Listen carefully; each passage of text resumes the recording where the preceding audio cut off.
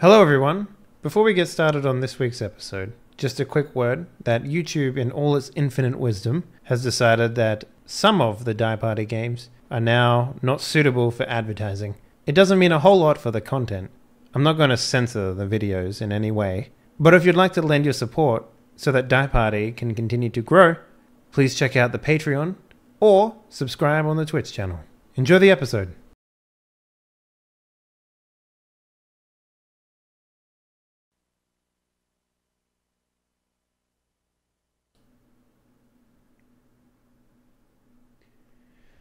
Hello everyone, welcome one and all back to Die Party Polyrhythm, a Fate Core role-playing experience right here on Twitch. We actually have a full team tonight. Like, I actually had like a brain aneurysm, well not really, like a brain fart I guess would be more appropriate, this morning. I was like, okay, everyone's here, cool. Wait, why is Brian playing this game again? Wait, what? Yeah, wait, what? Why am I here? Yeah, because he wasn't here last week for the first episode, and my brain mentally erased him from space and time. So I just happened to check the Discord chat. He's like, "Hey, you guys ready to go?" And everyone's like, "Yeah." And I'm like, "Am I still in this game?" Because he did not tag me at all on that message. I apologize. Anyway, It's okay, baby. You still love me? Nice. Let's go around. Oh wow. I mean, good. I can crawl my way back into your life from there. Speaking about crawling his way back into my life, let's go around and introduce our players. The first whom is Dr. Wreckage. What up, sir? How you doing? Hi, everybody. Dr. Wreckage. I'm a player. I'm not the GM. I'm looking forward to it. Next. I mean, to the point where you can't even sit up properly, right? So, yeah. Well, there's a certain amount of energy that I have in a week, and those of you who are watching Dead Man's Crest saw me run out of it 30 minutes before the end of the show. So, we're gonna. I like to think that Wreckage is actually just that tall. I am short. Like Wreckage is just standing there right now. Are you playing on a stool? Is that what it is? No, I've got a chair. Can you see it? I've got a chair. No. You can't see it at all? All right, well. It's black. I think I saw it. Okay. Like his soul. Got him. Look, here's the thing. I've said this last week. When I GM, I front and center into the camera, but my little feetsies don't hit the ground, and that's exhausting. So when I'm a player and I'm cruising low and slow. All right, guys. So we're gonna start a GoFundMe for a milk carton. But then that would be too high. That's the problem. You can't just... You put your feet up on the milk carton. It's not... I understand, though, but the milk carton is too much because my chair doesn't go that high. So then my knees would be up. Well, that's okay. It'll be a GoFundMe for really expensive custom footstools. Cut in half in the middle. Yeah, a milk carton cut in half. All right, but it'll cost us an extra $300 to get it made. So yeah. Mm-hmm. Yeah. Anyway, I'm worth it. What have you been playing anything this week? Yeah, I've been playing 20XX, which is the Mega Man roguelike. It's okay as far as roguelites go. It's not my favorite roguelike ever. I always compare it to Rogue Legacy. That's like the modern it's not equivalent of good roguelike. So where does it fit in that regard? Well, I actually don't think Rogue Legacy was the best roguelike. So, but I would say that it is comparable to Rogue Legacy. It's just different. Like, your character doesn't roll stats. There isn't a lot of persistent stuff, but there is some. It's mostly also... I would say it's also very, very close to Rogue Legacy in that platforming is a huge part of it, which is not always true in a roguelike. Mm-hmm. Like, it's not just the items and the enemies you fight. Aside from that, a lot of other people have picked up Person Unknown's Cookware Dust Up and have been playing that. So I've been getting to play more of that. You mean Battlegrounds? Yeah. Cookware Dust Up? What the fuck? Oh, because of hands? Okay. Right. Blue Hole's Bridge Troll Screw Hole. They're comedy names for PlayerUnknown's Battlegrounds. Keep up, people. Nobody else plays PlayerUnknown's Battlegrounds. This is the worst audience. That a video game? Yeah, that. What game is it? Never heard of it. Yeah. Well, he's an unknown player. Let me Sorry, Is that I like only The play good Sims? games. let me fill. I think so. Graham's. There's definitely some sim-like similarities. Let me that- fill Graham's role real quick. Is that Need for Speed Hot Pursuit 2? Yes. That's a Mario Brothers sequel, right? Anyway, yeah, I've been playing that a little bit as well. In my life, I just don't really play games that make me angry, and And that's every game. I wouldn't say that. So like Simon? Yeah, Simon makes me angry. Speaking about Simon, Simon says we need to introduce Kelso Delphi. Let's do that right now. Hello, everybody. I'm Kelsa, or Kelsa Delphi, as you can see in chats. What have I done interesting this week? I just made a bunch of octopuses, and that was kind of what I did last week. So it's more of the same, really. Wait, make octopuses? You're gonna have to elaborate a little bit there. I knit Oh, octopuses. okay. So And they're I just also- I could just imagine you like in your back also dice laboratory, bags. just sort of. Yeah, I building just done what? like some stuff up. No, and then like see, they're also dice bags. You can put things in their butts. Oh, that's awesome. The anus receptacles. Got it. That's I mean, cool. technically that's their mouths And because their that's anus. how octopuses work. But you know, Nature's kind of fucked up. nature is kind of fucked up like that. It's true. I could make an octopus poop my dice. That's amazing. Yes, you can. It's great. No, what else have you been up to? Any games? Anything like that? Oh, I've been playing a lot of Restateer, the stupid item shop game. Still on it? Yeah, I'm still on it. It's been fun.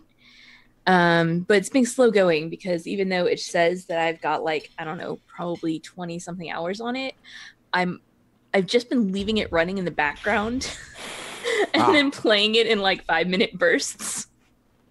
So is there any reason to do that? Like, do people buy things or whatever? Like, No, Yeah, I think she just means like paused, right? no, yeah, I just mean like paused. Yeah, Like, I also just don't turn off my games.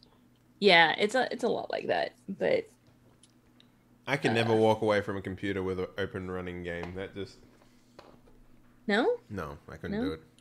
Oh gosh, I do it all the time. Alrighty. That's Anything else? Nope, that's it. Cool. Doc Gast, my man. Kit, my man. What are you up to? Yo. Not much since the last time we spoke. When was that? Tuesday, right? Like Tuesday, Wednesday, yeah. Mm. I watched the new American Horror Story. Started watching that season 7. Oh, how is that? It's an interesting one. Mm-hmm. The plot is all based around the U.S. election and how both sides went a little crazy after it. Yeah. I'm not entirely sure who it's aimed towards yet, but it seems like it's Does it they've done a feature very good job of being careful. Does it feature a Trump equivalent and whoever the fuck is the other person? There's actual like news footage of Donald Trump in like the first episode, and then so far he hasn't really come up since then. Oh, It's just okay. people talking about the election. Oh, interesting. Because when Black Mirror did their whole like political thing, they just Sorry, I have a cell phone. mute that bitch. Yeah, when they did their political thing, I'm pretty sure they renamed the dude, but they still made him fuck a pig. So. Yeah, that's pretty much the only interesting thing I've done in the last couple of days. Nice. All right. Cool. And last but not least, we have the burger himself, Spooty. Yeah. What up? Welcome. What's up? I'm glad I finally get to play after the great internet outage of 2017. Being on the spectrum is hard. I understand. Man, yes. My company Spectrum sucks. So a great joke was said off air. Well, yeah, I said everyone on Spectrum, like in the Southeast, didn't have internet, and he was like, everyone on the Spectrum, like, oh no, that's the name of the company, not like They called their people that are company autistic. They called their company Spectrum. And I heard everyone on the Spectrum lost their internet. I'm like, anyway, what have you been up to, man? You playing that Destiny? Oh yeah, I've been playing the shit out of. Well, I say I've been playing the shit out of Destiny 2. When I have time to play, I'm playing Destiny 2. It's really, really good. I like it. You know, it has its issues. You know, but from what I hear, they pretty much started developing it pretty much right alongside Destiny 1. So a lot of the early issues that Destiny 1 had, you're going to see in Destiny 2. Yeah. Hopefully they will get those fixed up as the DLCs come out. But it's still a fun game. Don't get me wrong. It's just, you know, some people are bitching because, you know, whatever. But I'm almost to end game content, but not quite. I'm also in the process of moving out of my old house and into a new one. So it's, you know, not a whole lot of time for gaming, but when I do have time, I've been playing Destiny, and it's fun. The story is way better, obviously, than the first one. The first one didn't really even have one, but the story in the second one is really good. The campaign, it's a lot of fun. It's got a good length to it. Good girth. Nice. Yeah, good girth. Nice round size. Yeah. It's like, yeah, it's a little veiny, which is nice. So yeah, it's good. Speaking about veiny, let's go on over to a hot-blooded American GM known as Tuxtradamus. What up, sir? How you doing? You're muted. This is true. I do have veins. They are a thing in my body. Hi, everybody. I hope you're all well. I hope you're all ready for some dreamy dreams and stuff. Because it'll be cool, hopefully. And yeah, haven't been up to too much. Kind of same old, working, streaming, chatting, eating, pooping, sleeping. Huge. I think you put sleeping in there too many times. Not enough pooping. You got to be regular, man. Uh-huh. Well, I do. I'm fairly regular. I'm pooping right now. I'm pooping right now. I'm extremely irregular. Thanks to Depends Adult Diapers #ad. I suffer from severe diarrhea all of the time. Speaking of which, get some fucking jerky in your life. Anyway, #ad. #sponsored. So yeah, let's go. Talk to me about dreaming. Coolio. So the end of the first session, we left off most of the crew in a coffee shop in LA. Mm-hmm. Struggling to drink coffee. They were like kind of planning out what they thought, how they thought the job might go, or what they're going to try to do to complete the job. And then we left off from there. And today we cut in instead of like downtown LA, in the busy streets and the sunny sun. We're in like picture like Stepford Wives / that sort of style of like perfect imagining of suburbia. Like where like the camera comes in and it's like a sepia tone. Oh, so and so you mean like Fallout style before the bombs hit? before the bombs hit and Fallout, like that sort of like every house looks exactly the same. There's like the camera goes by some dude like mowing his grass, and like the mailman comes by and puts something in the mail. Well, hi, and Jim, and he's like, well, hi. Yeah, they like wave at each other really happily. And the mailman walks away. The camera like moves across, and like a bird tweets and like lands in a tree and starts feeding its baby birds. And then we like come up to a house. It's a gorgeous colonial. It's like a light blue with white shutters, but it's hard to see that because of the sepia tone. But that's okay. Mm-hmm. Big old tree in the front yard. And then we come up like the door, we come up and like the door opens for the camera, and we come into like Wheel of Fortune. What's Jeanette doing right now? Folding laundry. Okay. Cool. Yeah. So we come into like the living room or something, and we see Jeanette with like a laundry basket, and like a couple piles of laundry, like towels and pants and things. Tell us what Jeanette looks like. Jeanette is pretty plain looking, and not plain like meaning in a bad way, just average looking. She's a little on the probably a little on the tall side, like around 5'8", 5'9". Sort of dark brunette hair. A little lighter than your hair probably, Tux. Average weight, probably like around 140 pounds, something like that. Wearing a rather plain sleeveless one-piece dress. It's like almost like a beige color. And sensible shoes. Sure. Yeah. Got to keep those shoes sensible. Well, right. Tennis shoes, but never plays tennis. They're like almost like whatever the female equivalent of loafers are, I guess. Yeah, so you're like folding laundry. They're called and then, flats. Flats. Thank you. That's the There word. we go. I know women. So you're folding laundry, and then your doorbell rings. Okay. I'll go answer the door.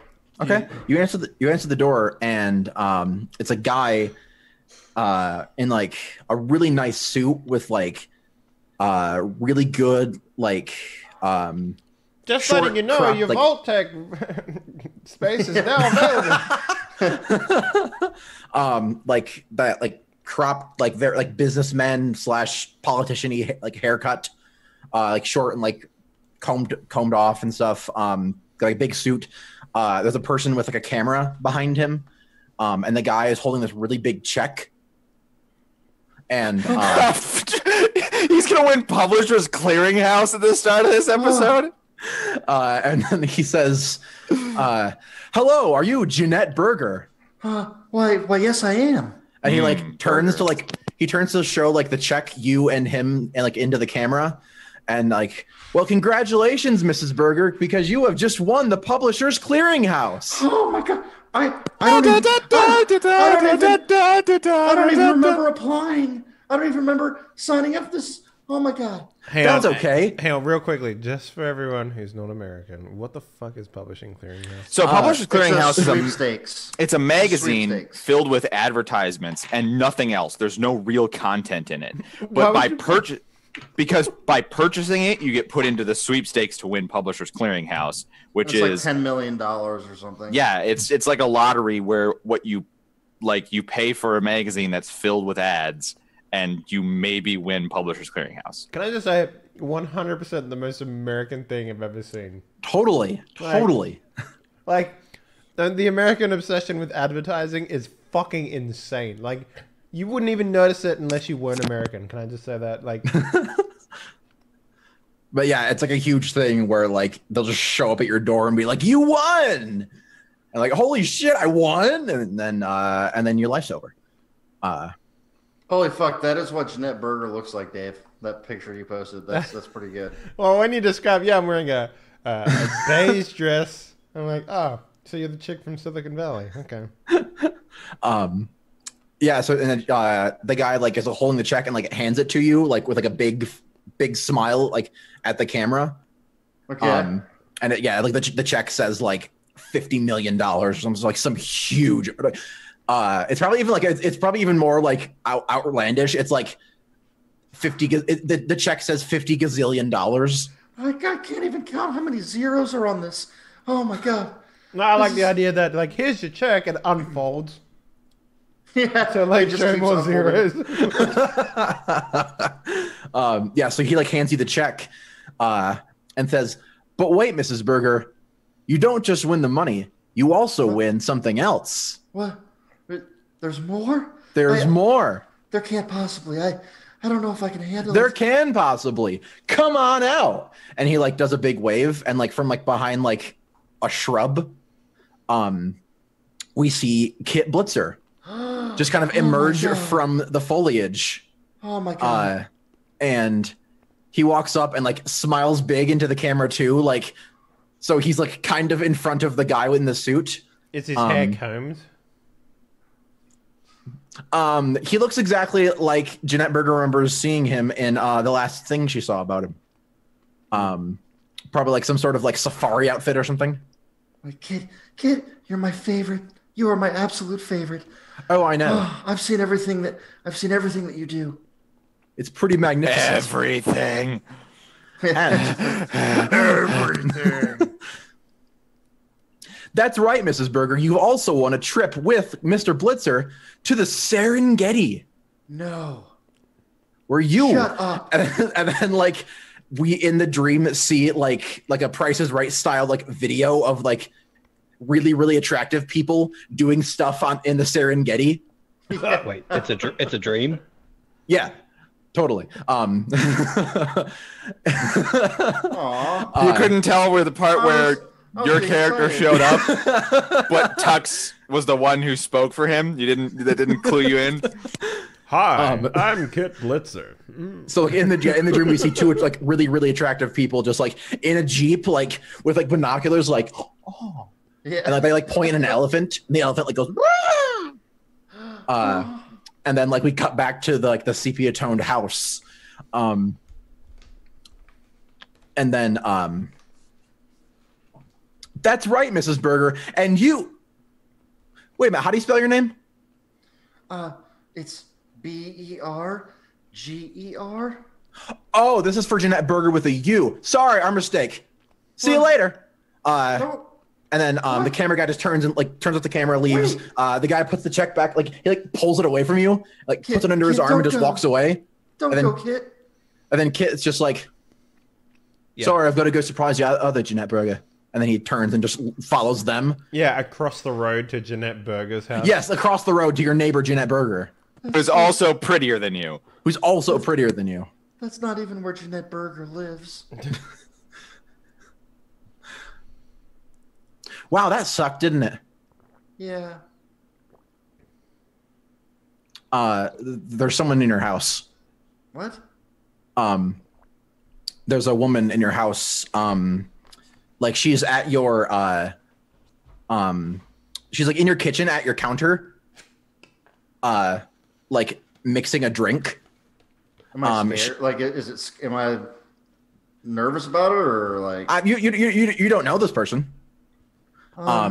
She has like a long hair that's like an undercut kind of, and it's like colored green, and she has like a weird dress on with like it's hard to describe, but it's like a black dress and it's got weird straps. Got and it's like a whole So imagine that a Final Fantasy character who was into bondage but had to go to a formal event, but also the formal event was like a sky orchestra. It was a dope dress. It's really hard to describe, but it was like super dope. What the fuck, Rick? I'm trying to describe the next Final Fantasy. That exactly. Makes sense to me. Right, exactly. They put it exactly in Kelsa's mind. I realized that's where I'd seen that dress before. Was at a Sky Orchestra. Just say Fifth Element. Or Sky Orchestra. Yeah, I mean, I got the Final Fantasy thing. Right, totally. Yeah, so this woman is just in your kitchen, like making herself an old fashioned. Excuse me. Can I help you? There we go. No, but I can help you. And then she like looks around and like this is just annoying. And she waves and the sepia tone starts to go away. Yeah, the black bars. Not my sepia tone. The black bars disappear from the she pushes the black bars up so like it becomes like normal size. And she just starts wiping and like the sepia tone goes away and your house looks like a regular house. And that's you suddenly realize like, wait a minute, my house isn't actually sepia tone. That's what the hell's happening here? And who exactly are you again? My name is Melina. Melina. How did you get in here? I don't understand. Do you mean in like your house sense or like your head sense? What? Because You're I'm in my here in house. 2 ways. I'm both in this house and I'm also in your dream. Dream? Yeah, this is a dream. Has that actually happened to you in real life? I would hope you find out like really. Oh yeah, this is a dream because that totally sucked. Yeah. Yeah, no, that was pretty awful.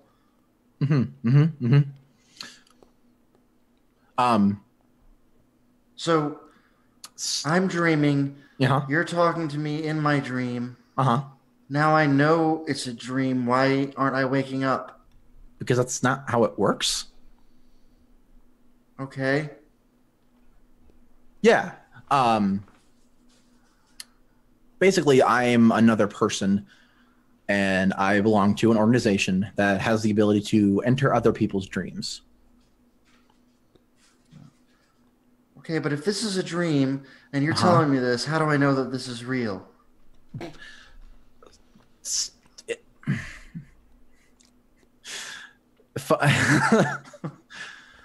Wow, I no don't one's like logic her. bombed me before. No, she's laughing because she heard the exact thing last time. Oh, really? Yeah. Like I think you're going to get along well with your new team. My new team? That's right. I have a job offer for you. What kind of job? I will give you the ability to do what I do. Go into other people's dreams, play around, do things in them.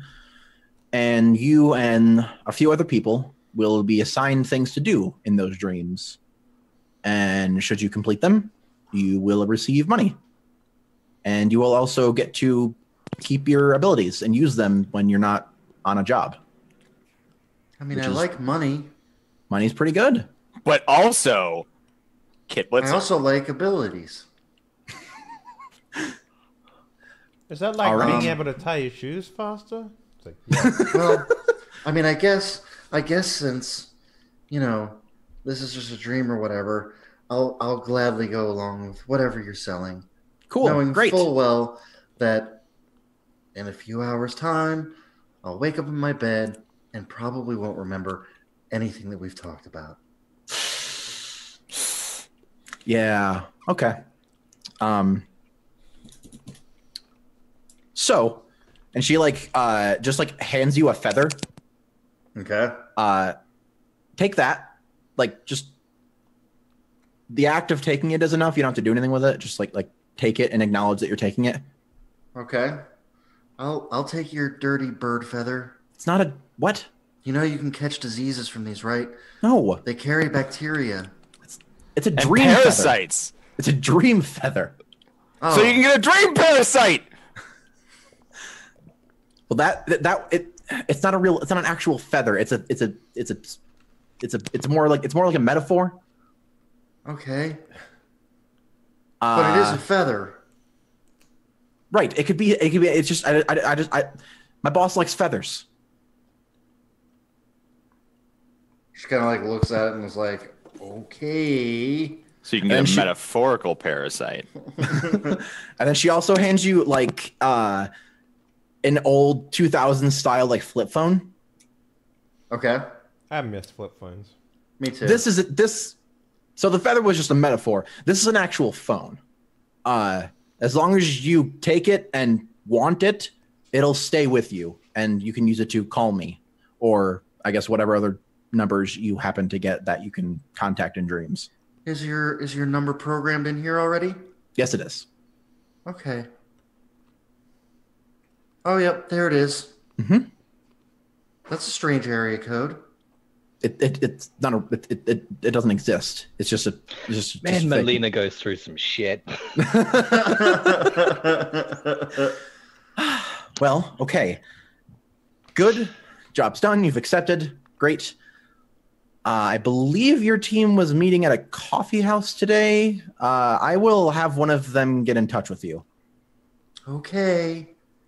and let you know what's going on. They'll also have to catch you up because I'm not going to be able to put you through the same orientation I put them through. All right. So yeah, keep the phone. If you need to call me, you'll have to dream to do it because it's not. When you wake up, you're not going to have the phone. Oh. But Well, that seems inconvenient, Melina. well, I can't give you a real phone in a dream. Okay. You'll learn. It's okay. You'll learn how this works. All right. And then she like takes it. She like finishes it and like sets it on the counter, and then it just like looks towards your like your back door. Mm-hmm. And she like walks over to it and like opens it, and it's there's a canyon there now. And she's just like, all right, see you later. They'll catch you up on the assignment. And yeah, once again, if you need anything, just let me know. And she like just walks backwards and falls down the canyon. I have a feeling like Jeanette gets like this huge sense of vertigo, you know, like in the movies where like it like pans in on someone, but the background goes back or whatever. You know what I mean? Yeah. Originally first developed in the movie Vertigo. There you go. What? Yeah. And you're left in your dream house. That's Scream, right? Tux, man. Cool. New ringtone. Hmm? I said your Scream is my new ringtone. Oh, okay. And yeah, so we leave you to your dream home as the camera kind of like fades out, and we go to reality with the crew. Snap back to reality. Whoops, Oh. there goes gravity. Oh man, yeah, we just lost gravity. Crap. Mom, spaghetti! No! I hate when this happens. Yeah, one of the dreams is just going to be Eminem songs. Spoiler alert. Yeah, so you guys, let's see. I guess were you guys planning to like initiate stuff during that same day, or like were you gonna like make the plan and then go home and then start stuff the next day, or I had intentions. for the same day? Yeah. Okay, cool. Yeah. Actually, that would work then because you guys like had a couple days in between the thing. So, and then we like, so yeah, we cut to you guys like leaving the coffee shop, and Smash cut. Jean-Marc get the text message. That's just like last member of the crew. Here's her number. Please give her a call. -M. Of course. Well, c'est la vie. Gentlemen, mademoiselle, we have a new order from the authority. We have a fifth member of our rambunctious little organization, and I've just been given her phone number. I suppose, since we were all gung-ho about getting out and starting today, that I should give her a little ring. Put her on speakerphone. So I will call her. Yeah, Jeanette, it's like probably like late morning or something like that, and yeah, you get a phone call. Are you Hello? like A dressed to phone like go call outside? with like a French area code. Yeah. This is coming from France. What? But it's also inside the house. I mean, look, if you can look at a number and just know that it's from France, then you're a lot more worldly than I am. I Well, mean, 'cause it was like a- my caller ID tells me what area it's from when I get it. Yeah. Wow, fancy. I The don't future. Yeah, mine specifically won't. Wow. It won't tell me where these calls are coming from. Then I look them up later, and it's like, this is a routing number from Vermont to India, and it's like, Oh yeah. Yeah, that makes sense. Bonjour. Hello? Hello, mademoiselle. Who? May I ask who's calling? My name is Jean-Marc. Okay. I believe that you have just been assigned to our little expedition. I was told to contact you. Wait. How do you know about that? I see that you're also green behind the gills, so to speak, mademoiselle. Tell me, where do you live? Just outside of the city in the burbs. Not too Which far away. city, mademoiselle? In the Los whole Angeles? world. How convenient. I was just about to go on a little errand. I will be happy to swing by your little domicile, pick you up, maybe do a little schmoozing, tell you about the job, the details, answer your questions. So, I'm a This married is on woman. speakerphone, right? Yes. Like, I'm really excited that there's gonna be another girl in this group, but I don't really trust Marky to pick her up by himself. Wait, what? Am I on speakerphone? Well, of course, there's four of us. I thought it would be rude to have a clandestine conversation when we're all supposed to be a team, you know? Well, Row. You know, Jean-Marc, it's also rude to have someone on speakerphone and not tell them. Ah, well, you were too Yeah, busy. you're totally rude. Oh my god. Well, I'm sorry. There are different customs where I am from, you know, and I don't quite. Usually, everyone is on speakerphone in France. As the French do. They use a speakerphone. We also find it offensive when people listen to music with headphones. So, you know. There are no secrets in Paris. Also, traveling on a bus is very, very weird. Yeah. Right. Like, I don't have a car, or I totally can pick you up, but like, I mean, I'm a married woman. I don't necessarily feel comfortable some strange French man.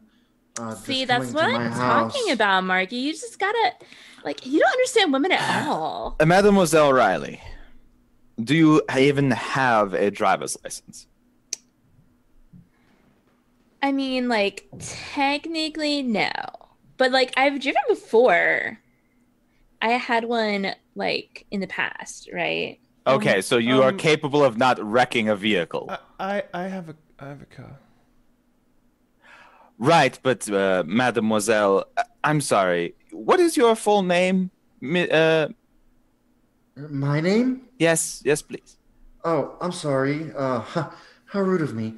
It's Jeanette Berger. Mademoiselle Berger is disinclined to have a gentleman come pick her up, what with the whole being in a relationship. You know, that's going to be quite awkward as we move forward with our little situation.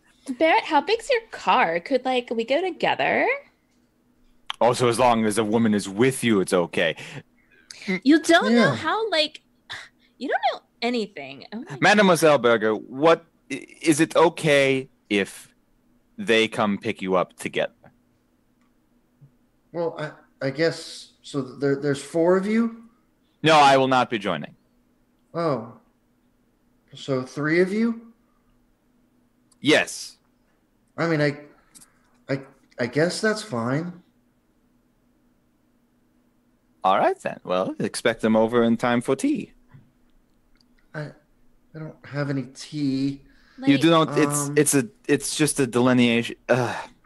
Do not worry about it. We will not be imposing upon your hospitality. We will be picking you up for this little,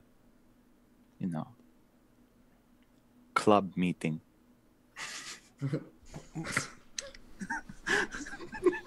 I was so sure you were, like, gonna say something French again. I'm trying not to. I'm just sort of look between them, and I'm just like, we're going now, and then I just like lean over and I like slide We, his like, phone We, shut. like, need her address. My phone is not a flip phone. Yes, Mademoiselle Berger, we need to know your actual specific location. Why don't you don't want to speak that out on speakerphone. You can send a text message to my number that I've just called you with. Okay. I'll text you my address. All right, we'll be there soon. Au revoir. How do you know you'll be here soon? You don't know my address yet. Well, we are in LA, and you said it was a Oh. suburb just outside of LA. Yeah. So that's probably gonna be like an hour. Okay. Yeah. Be like 5 hours.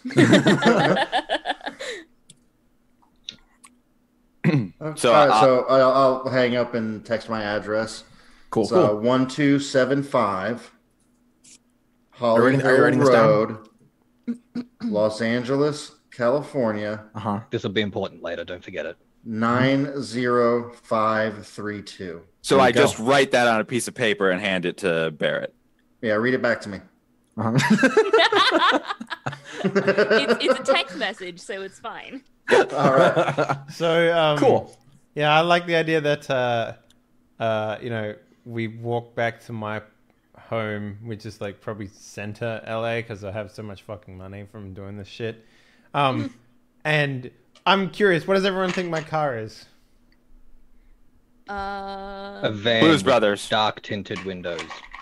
It's a DeLorean that you spent so much money to find one. We all had different answers. Yeah, It's a Vin Diesel muscle car. brilliant. Yeah. Do you look tiny in it? Yes, I do. So Tux. Yeah. I'm going to from the conversation 2 weeks ago now, actually, at the end of the episode, we sort of had two different plans. And it sounded like one of the plans was going to be more dreamy. And then I had this secondary plan where, it was going to involve more real world stuff. Mhm. And so my intention is that perhaps we discuss this in character. The group having to test out their dream powers and get used to this sort of thing should do the dream plan either way. And I'm going to, I'll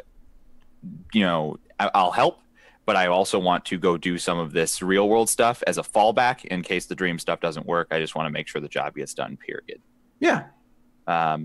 So whichever scene you want to cover, I want to go to this guy's house, the actor. Okay. While they're going to go pick up Janet. Got it. Sure. Yeah, I think we will cut. Yeah, I think we'll cut to the group first. So yeah, we see the group pulling up in front of this, like a house in the suburbs.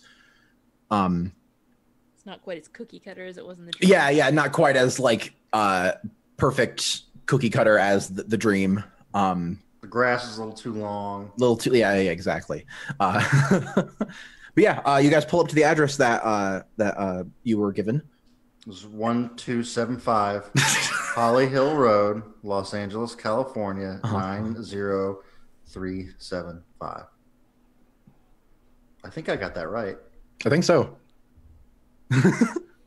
Anyway, sorry. So yeah, we'll just walk up, go to the door. Rat-a-tat-tat. Hello? Hey, Jeanette? Oh, it's you. I'm so I sorry. I Open up realized the door. I didn't introduce myself properly. I'm Cecilia, but you can call me Cece. That's fine. And this is Barrett, and the silent one is Kit. I'm probably standing a few steps back from everyone with my You're looking down at your report that I wrote camera up. Yeah, I'm looking down and over flicking your through shoulder, papers and and stuff. then in slow motion, your head turns around, just like. So obviously Jeanette thinks that she is dreaming again. I get it. I'm dreaming again. I know it. No, I'm pretty sure like pretty sure this is real. That's Kit Blitzer. Like he said he was important or something, but I never heard of him. He's only one of the most amazing photojournalists that's ever lived. I mean, I like respect photography as an art form, but no, I've never heard of him. And like you can see like you've never seen the Wild Earth documentary on Netflix? I think probably at this point I drop something and then stumble to pick it back up again. Like, oh, shouldn't. Like your lens I'm cap. still yeah. I'm just like completely focused on what I'm doing and ignoring them. Yeah, and like one thing that you notice about Cece is that she has tattoos like full sleeves down both of her arms. And like her shirt is cut a little bit low, and you can see that she's got a piece like across her chest, coming up her neck. There's so many, like probably more of her skin is covered in tattoos than not. My dear, how long did all of that take? Oh, like, well, I got it done over like a course of a couple of years, right? Because I mean, okay.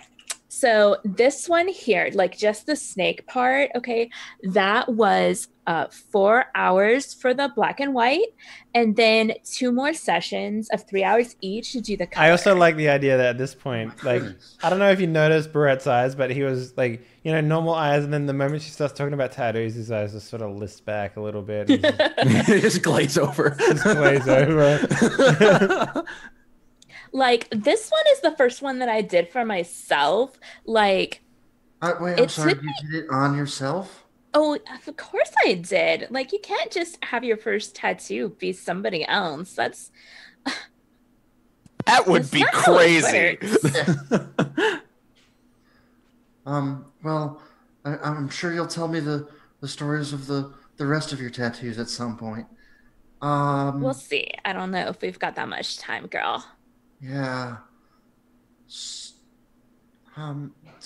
where are we going? I just sort of start walking back to the car. I'm just like, yeah, just open the gate and just wait for her, I guess. I need to get my clutch. And I grab my little purse bag and kind of like hold it tight to my chest and turn around and hey, how long are we gonna be gone? Because Darren, he's my husband. You know, he'll be home around 6:30 and probably expecting dinner. I just start the car up and just start driving. I think we can probably be back by then, but maybe you should like order him a pizza or something. I guess we can play it by ear. This is a dream anyway. And I lock the door and turn around and start heading towards the car. And I'm just kind of like looking at Kit. Excellent. Cool. He still yes. hasn't noticed. Like, oh, we're running the car. Got it. And cool. So we see the car pull away, and then we'll fade off to Jean-Marc, who is still in the city. You know, I look like I'm a fancy rich person, so this TMZ asshole, who's also rich and probably lives somewhere rich, I could walk through his neighborhood, no problem. Right. Well, he lives in like some like big ass loft downtown. Oh, interesting. Yeah. Wasn't expecting that. So, then the question is, where does he garage his carve room? Oh, he's got like a separate like a private garage thing like underneath the building. Yeah, he bought someone's apartment and then just made it his garage. So interesting.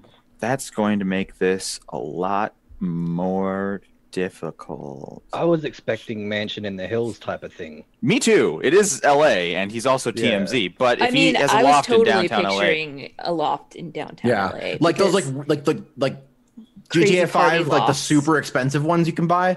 Right. Like when they've got like. Oh, you mean the ones with unlimited whiskey? Nice. Yeah. There's a whiskey bottle that always has whiskey in it. And a bong on the table. And a bong. And a health shake. That's how Yeah. California works. That's how California works. Weed, whiskey, and health shakes. That's all they do over there. Sometimes That's all my life. together. That's my life. So I'm going to the loft is a loft at the top of a building. Mhm. How big is the whole building? Are we talking like office spaces, or is this just a 5 stories where one of them's a loft? Like what are we dealing with here?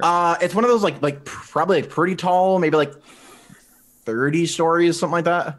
All right, so it's got stuff in it. And it's either a lot of apartments or mix and match it.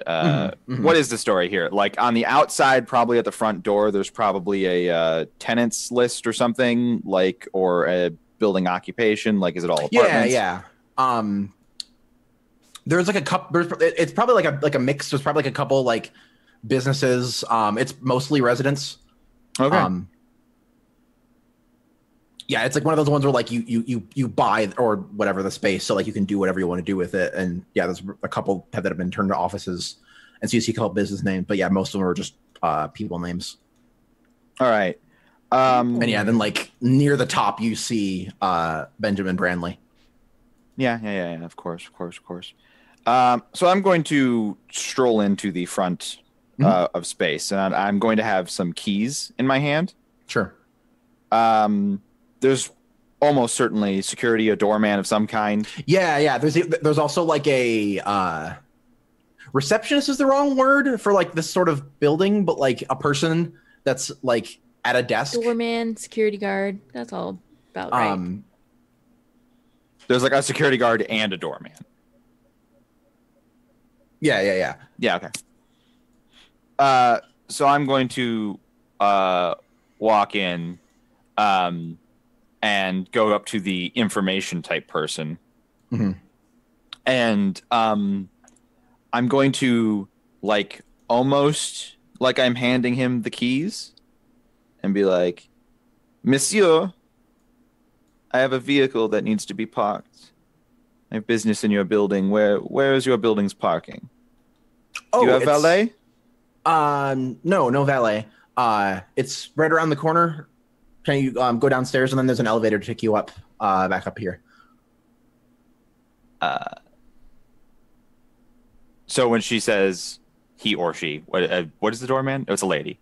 So around the corner, as in that's the entrance on the street level, and then it'll go down. Yeah, so basically, the door is here, and then kind of over here is just a little garage that goes underneath the building. Gotcha. So I am going to thank her and leave. Then I'm going to get a vehicle. Someone else's vehicle, the nearest vehicle. Nah, not nearest. This is Grand Theft Auto style. Yeah, this is downtown LA. There's cameras everywhere. I need to find a theftable vehicle. Sure. Theftable vehicle. Yeah, I need to. I mean, you don't want to use your own. I don't have a car in LA. I just flew in from Italy last episode. You're a rich super spy. You should have a car in every major city. No, I just steal them when I get there, unless the job requires one. Okay, I guess that's fair. Right, so I'm going to find a theftable vehicle. Uh-huh. What sort of theftable vehicle? The kind that sedan? I'm looking for something that I know that I won't have trouble with as far as a security system. Okay, so probably not something super expensive. Something that screams rich asshole. You got anything? No. Something No. stylish but economical. I don't want to look like a dick. Yeah, I'm just going to Hybrid, maybe. Yeah, I'm just gonna. My intention is just to get into the parking garage without rousing a bunch of suspicion by walking in. So I'm just going to drive it down and see what's up. Yeah. So you walk a couple blocks or something and find a parking lot. Stealing a car isn't really that hard for you, because you're big fancy super spy, and Sure. it's not like there's people are there. We're not under time or pressure. I'm not. Right. Stealing. Yeah. You can take your time, pick one, be like, Okay, This cool. one This doesn't really have a security system. Hotwire it. Yeah. All right. You're not under any pressure. So yeah, you eventually get one. We see like pull out of the parking garage you walked into and drive back to the building. And you come around to like the little like ramp that goes down, and it's basically you pull down and there's like a little like code entry thing, and then like a little it's like basically you enter the code, the gate comes up, and you pull in, the gate will come down behind you. Is there also tickets for people who are coming for the businesses, like pay for parking, or is this only private? This is it's only private. All right, so I can't even get in without the code. Right. Or what? Right. Well, that was a waste of time. So I pull back out and then return the car to where it was. Okay. I don't need it. I don't see you as the type to do that. I see you as like you pull out of the driveway, turn 10 feet, and just leave it. And just walk away. Nope, I see myself as the type to return it.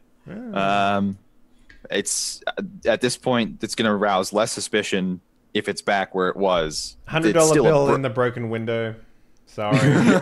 It's still like a vehicle that was broken into. A and post-it hotwired. note that says, "Sorry, turns out I didn't actually need it." Thought I needed it. Le pardon. Yeah, give me an APB on a French guy.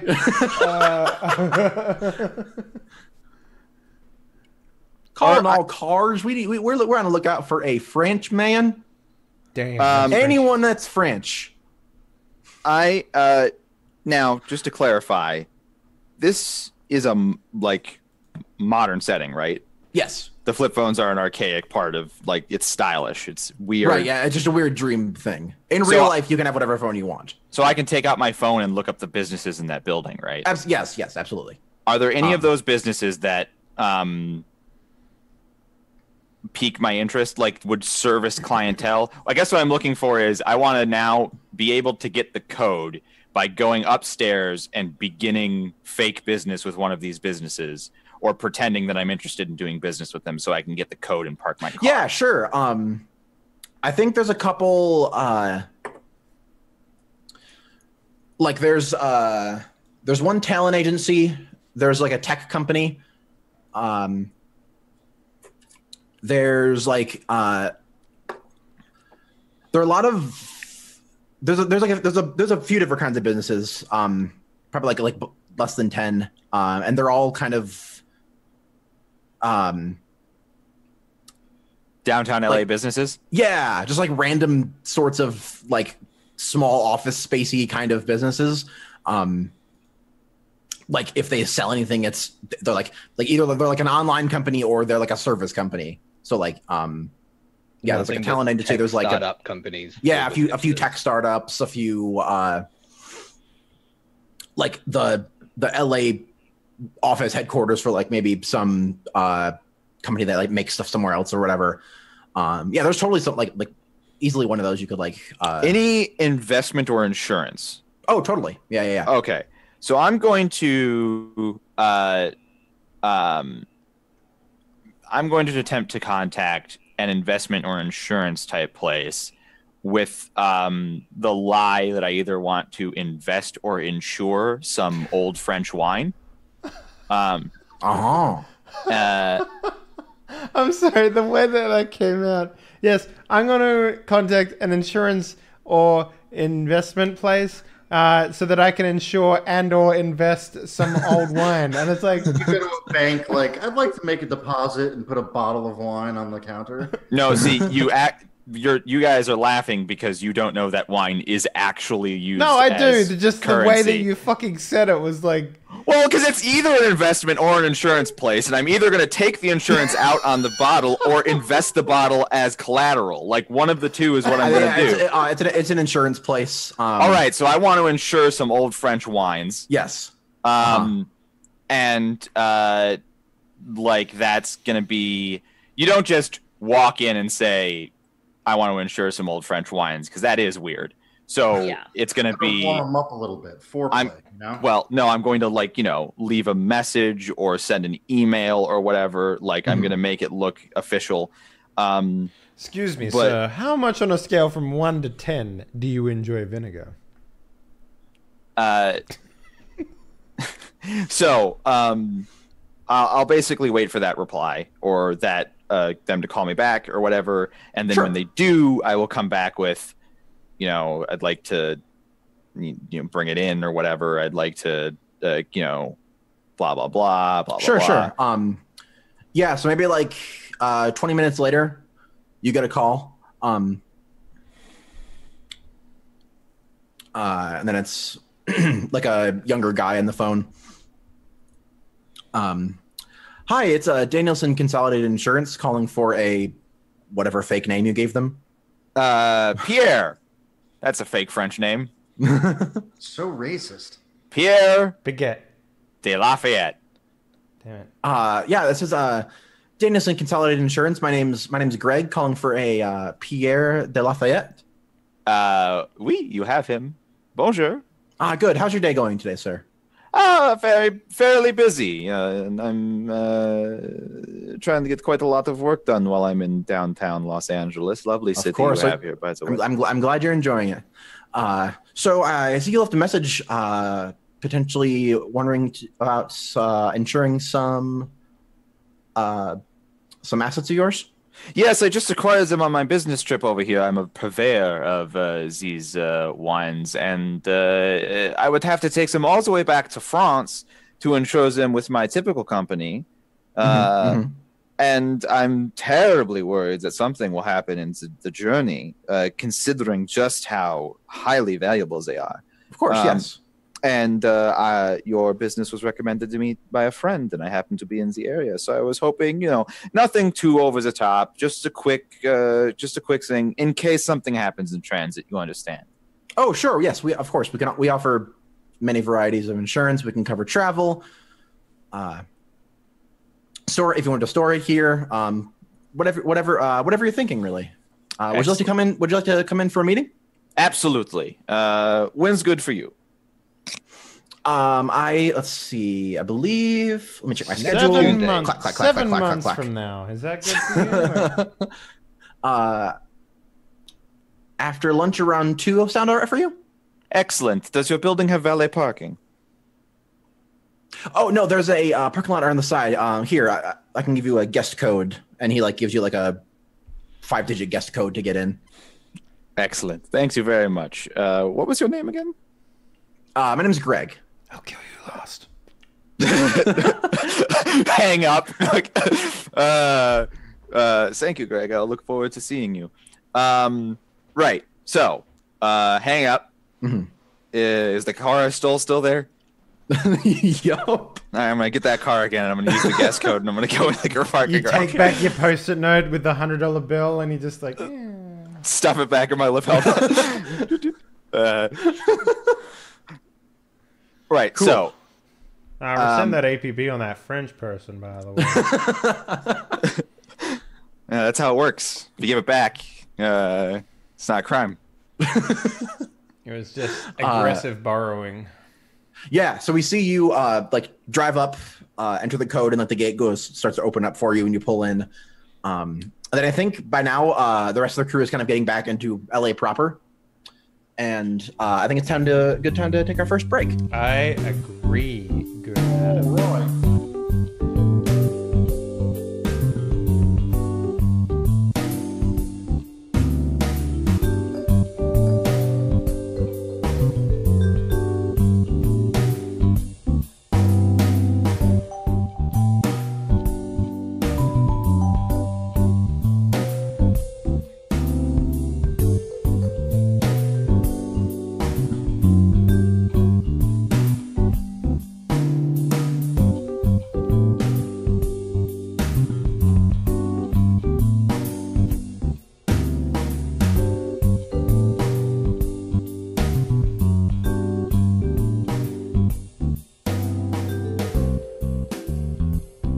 So we come back in.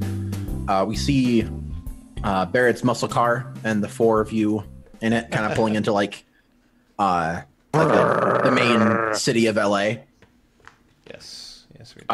What's your guys' plan? Well, I mean, I have no idea what's going on. I'm letting other people take lead on this. Normally when I suppose we probably during this car ride have been filling you in on what we're doing. Right. And it's oh my God. It is we are trying to infiltrate this dude. Hell yeah. Rich bitch face guy. And get him to ruin his sponsorship or he so the guy's just for the sake of Brian's the guy's name is Benjamin Brainley. Mm-hmm. He's like a TMZ celebrity type. Like he's famous, but he never really did anything to get famous. He just kind of is. He's just famous for being famous. Yeah, exactly. Yeah, he's like super rich, super famous. Like stories about him and who he's dating are like top news once a week. And he recently bought a new fancy car. The brand is a Tamurati, and basically the job is make him regret that purchase and like spread that around. We need him to like publicly badmouth the car. Mm-hmm. Okay. You know, for weird cryptic Illuminati reasons. It's very important. Someone for some reason wants this to happen. It doesn't make any sense to us, but that's because we're the little people. It's a domino in a giant game of checkers. You are getting you're getting paid for it. So we're not quite entirely clear on how much we're getting paid, except that's also lot. True. It's also true. So Barrett makes a lot of money just doing this. So, so the other thing that's worth pointing out too is that we need to find a personal secret about him in order to access his dream. Okay. Right. Which is why you're going to the tattoo guy. That was the roundabout way. But rather than try and find a personal secret, I'm just going to go for the mechanic. So last time CC did make a roll and successfully basically get in touch with her tattoo people that she knows, and she's able to kind of like know a person who knows a person and get through to the person that actually did some of Benjamin's tattoos. And she learned that he has I forget what they said. But he has like 2 tattoos on his Mickey Mouse and Goofy or something. No, it was like 2 words or something that was like love and hate or something like that. Yeah, Asian characters on the inside of his thighs. Yeah, like very inside of his thighs, he has 2 like tattoos, and there's only like 2 people that know about it, other than every lover he's ever had. Right. Yeah, just, those guys don't count. Like the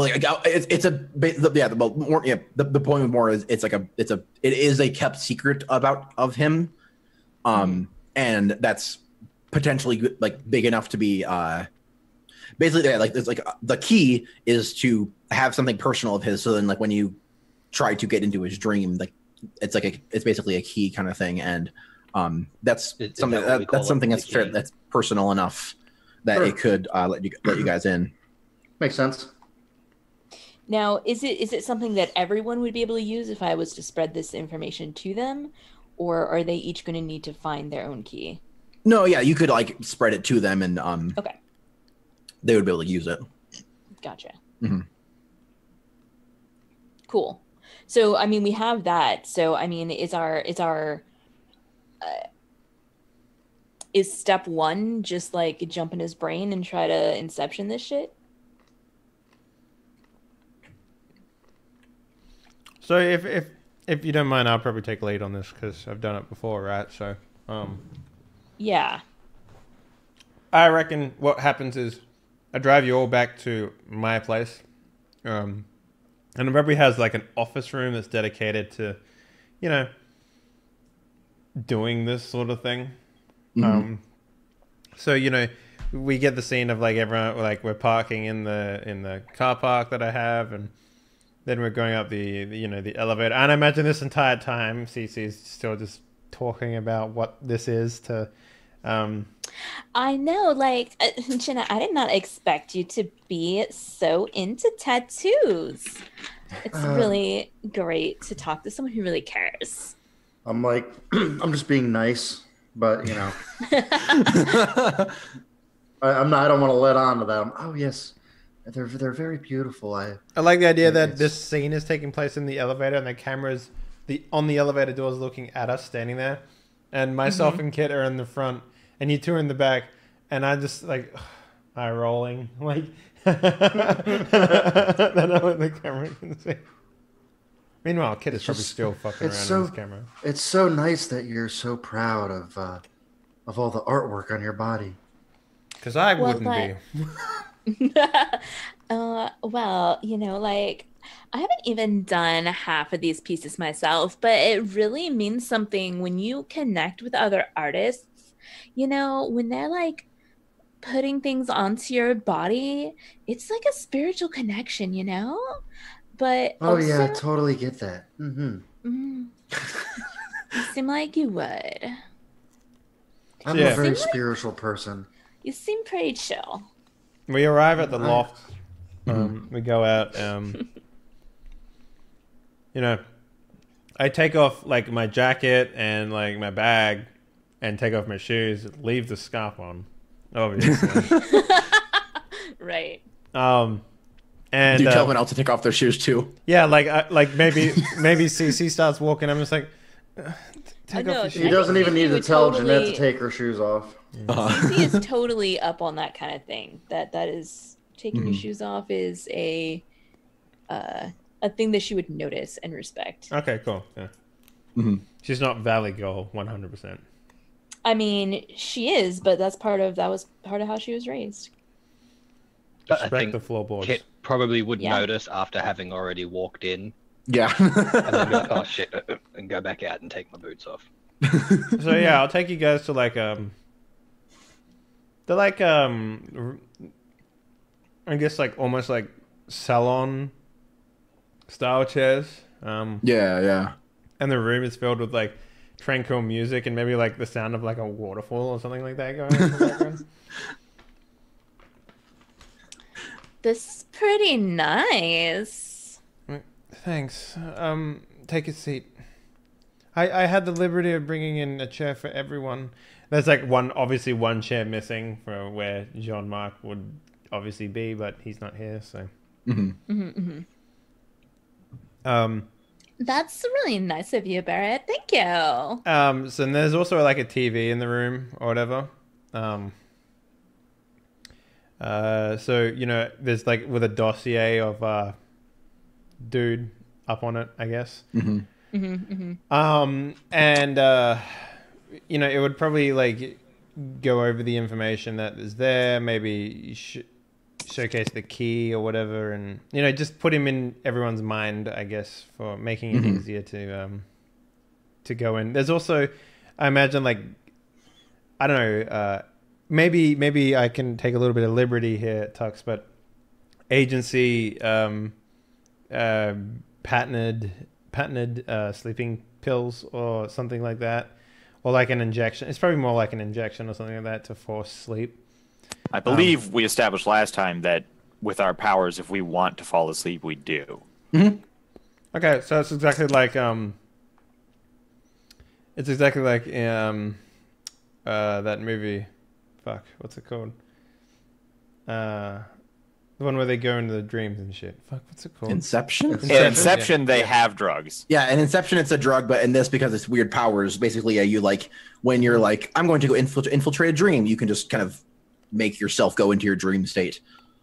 And yeah, it's probably been explained to Jeanette and then from everyone else when Melina was talking about it and stuff. Like, yeah, basically you go into that thinking about your targets and having that key, and then when you enter the escape, you'll go to their section of it.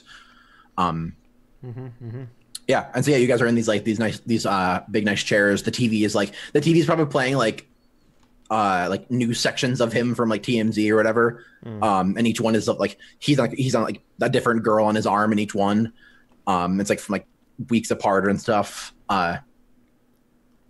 him. Yeah, And I totally picture like Cece is like, okay, that one is from before when he got the tattoo, and this one is for after, because I know that he was dating a different girl in between those two, and she was there when he got that tattoo. I'm also in the corner, like, making warm milk as well. And then, like, I finish it, I sit down in the chair, and I'm, like, holding the glass of warm milk up, and I'm like... so I stand up... I guess we'll see you guys on the other side. I stand up, face the wall, and just, like... Yeah. Put the scarf back up, sit down. I'll wait for everyone else to fall asleep before I join them. Mm-hmm. Yeah, so yeah, you get into the chairs, Cece will jump and yeah, like when you lay back in these nice big chairs and just think about it. You like start to think like, oh, okay, Benjamin Brantley, he has this really specific personal tattoo that only a few people know about, and like, let's go into dream world. And then yeah, you just like suddenly like, rather than like when you like regularly go to sleep, you like lay in bed and eventually you just kind of go to sleep, you feel yourself almost being pulled and your eyes just shut, and then like the second your eyes like shut completely, they just burst open again, and when the four of you wake up, you are like strewn about a hotel room, like a not like a big suite where there's like multiple rooms and stuff, but like a pretty nice hotel room. Like it's got like a big king bed. You're strewn about a hotel room like last night's discarded clothing. Yes, yeah. It looks like someone threw a laundry basket in here and then threw a tornado in here. Yeah, like the comforter of the bed is like up in the window, like it's drapes. Like there's like a part of a sheet on the bed, and then like pillows are like there's a pillow on top of the lamp that's on the floor. Just random pieces of clothing around the room. Like it looks like there was a really nice party in here last night. The mini bar, like the fridge in the mini bar is like on its side, and there's just kind of like bottles around it. And yeah, you guys just wake up in random positions around here. Like one of you might be in the bed, one of you's probably like in the bathtub in the bathroom. I like the idea on the floor. that out of everyone, like I'm probably on the bed, just like, you know, like this. Just I wake up perfectly, like there's no one else like on the bed. Everyone else is just like, But definitely, I picture Cece like sprawled across a chair, like one leg over one of the arms, and the like half falling out of it. Like that's definitely where she came in. When Jeanette sees the mess, she starts picking it up. You don't need to do that. It's filthy in here. Yep. So I just kind of like, you know, just maybe I sort of grab everything and I just sort of push it to the side of the room, you know, so that she stops. With your like power move it all. Yeah, just power move it all into like the closet and shut the door. Barrett raises his hand and all the clothes and stuff just like as if gravity was just shifted, it just moved to like a corner of the room. Yeah, that's incredible. It's a dream. You'll get used to it. Okay. No, you won't. So we just need to... We need to go and find... Parrot. What's his name again? Shit. Benjamin Brantley. We need to go find Benjamin. And... I think I probably just now realized that I didn't bring my boots with me. And I open the closet door and just find some shoes. Because I took my boots off. Yeah, you noticed down at Barrett, but he's wearing his shoes already. Like, yeah, there's definitely a bit of a wearing roller skates for no explicable reason. Yeah, there's definitely like a going into the Matrixy sort of thing where like if you picture yourself wearing something or like looking a certain way, you will kind of look like that when you go into the. I like the idea as well that I'm slightly taller in the dream. Like, yeah, awesome. Not enough for you guys to be like but like enough for me to be like, Yeah, it's more of a you thing. yeah. Cool. Yeah, so you guys there's like a big window that's like, yep, again, been covered up by like the comforter kind of like laying on it. And then there's a door that would like lead out into a hall and like a pretty big size like bathroom with like a jacuzzi bath in it. Yeah, you guys are in this hotel room. So what do you do? All right. So the idea here is that we need to implant a memory or something like that of the car being shit. And he needs to then wake up and think it was his idea that the car was shit. Basically, yeah. So I would like to first find the man. Okay. So maybe head out of the bedroom. Okay. Yeah, so when you go to like the door that would go out into the hall, you open it. And when you look out, you see like a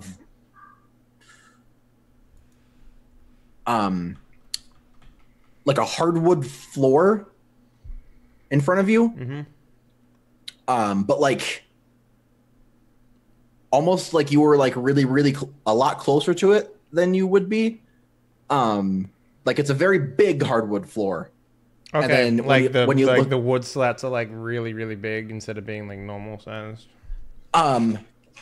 Yeah, kinda. Or like you think that like oh, it's a giant floor, and then you look up and see like a dining room table, but it's like a giant would be sitting at it, like. So some Alice in Wonderland shit. Yeah, like a borrower's style. You look out and see like a house around you, but you're like this big, and the house is normal sized.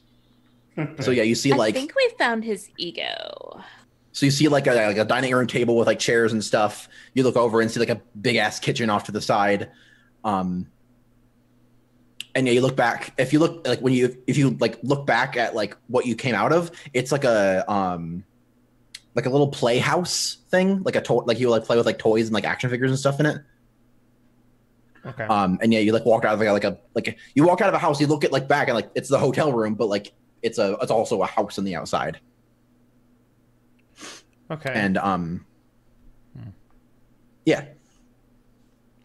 I imagine as we're walking. Oh, sorry. Go ahead. I was just gonna say that makes perfect sense with dream logic. Right, dream logic. Yep. So as we're walking around, I'm probably talking to Cece, saying things like, "Kid doesn't talk very much, does he? Not really. What's he like?" Like he wasn't a little freaked out about this whole thing. Well, I mean, do you blame him? This is strange. I mean, like, it's so cool though. Like, it's weird or whatever, but I mean, like. I mean, I'm definitely a little freaked out, right? I mean, we're in someone's dream right now. I'm sure it's fine. I mean, this guy's an asshole anyway, right? Can I hear them? Can I hear them talk? Probably, yeah. Oh yeah. Probably when like, well, you're talking, I'm just like, just wait till you get attacked by a fucking sand monster. Look, they weren't even that difficult. So fucking golem. Is that like Kit walking around and he's normal size or something like that? Like, what's going on here? No, you guys are all not Kit. Sorry, the guy that we're after, Benjamin. Oh, Benjamin? No, yeah. So you are like kind of like start walking around and exploring a little bit, and no, yeah, you don't see anybody that's like regular sized in here. As you get like a little bit of ways from the house, you do hear like clattering, not clattering, like the sound of like nails or like feet on the hardwood floor. And from around the house, you see a mouse, who to you is now like slightly bigger than a horse. and it has a saddle on, and riding it is a guy who is so imagine the 80s happened, and then the apocalypse happened, and everyone only had to wear their 80s clothes, but it was like Mad Max. It's like So like Mad Max. So like Mad Max. Yeah, so like it's a guy, and he's got like a big mohawk, and like a studded, like bolted leather vest, with like camouflage cargo pants and like big boots, and he's holding a spear, and he like flips the reins of the mouse, and the mouse goes like, yay! And then like scurries over to you, and then he pulls back, and it gets like really close, and he's like he kind of like turns to like look down at you guys, and it's like, "Sup, bras?" I did not expect him to have that voice at all. Oh my god. Oh, hey. Hey, so like, who are you? We're like just dolls. What the fuck? Hang on, is this Benjamin? Is this him, or is this somebody else? This is some dude. Okay. Some dude. Okay. Of the Westminster some dudes. Yeah. But who are you? You look like all important and shit. Oh, well, thanks. Yeah, my name is Raj. That's a good name, Raj. Hey, thanks. Australian. So, like, you guys like from the Sacred Bathroom Lands or something, or like maybe the Garage Wasteland? Yeah, like, how did you know? I've got like an eye for that kind of thing.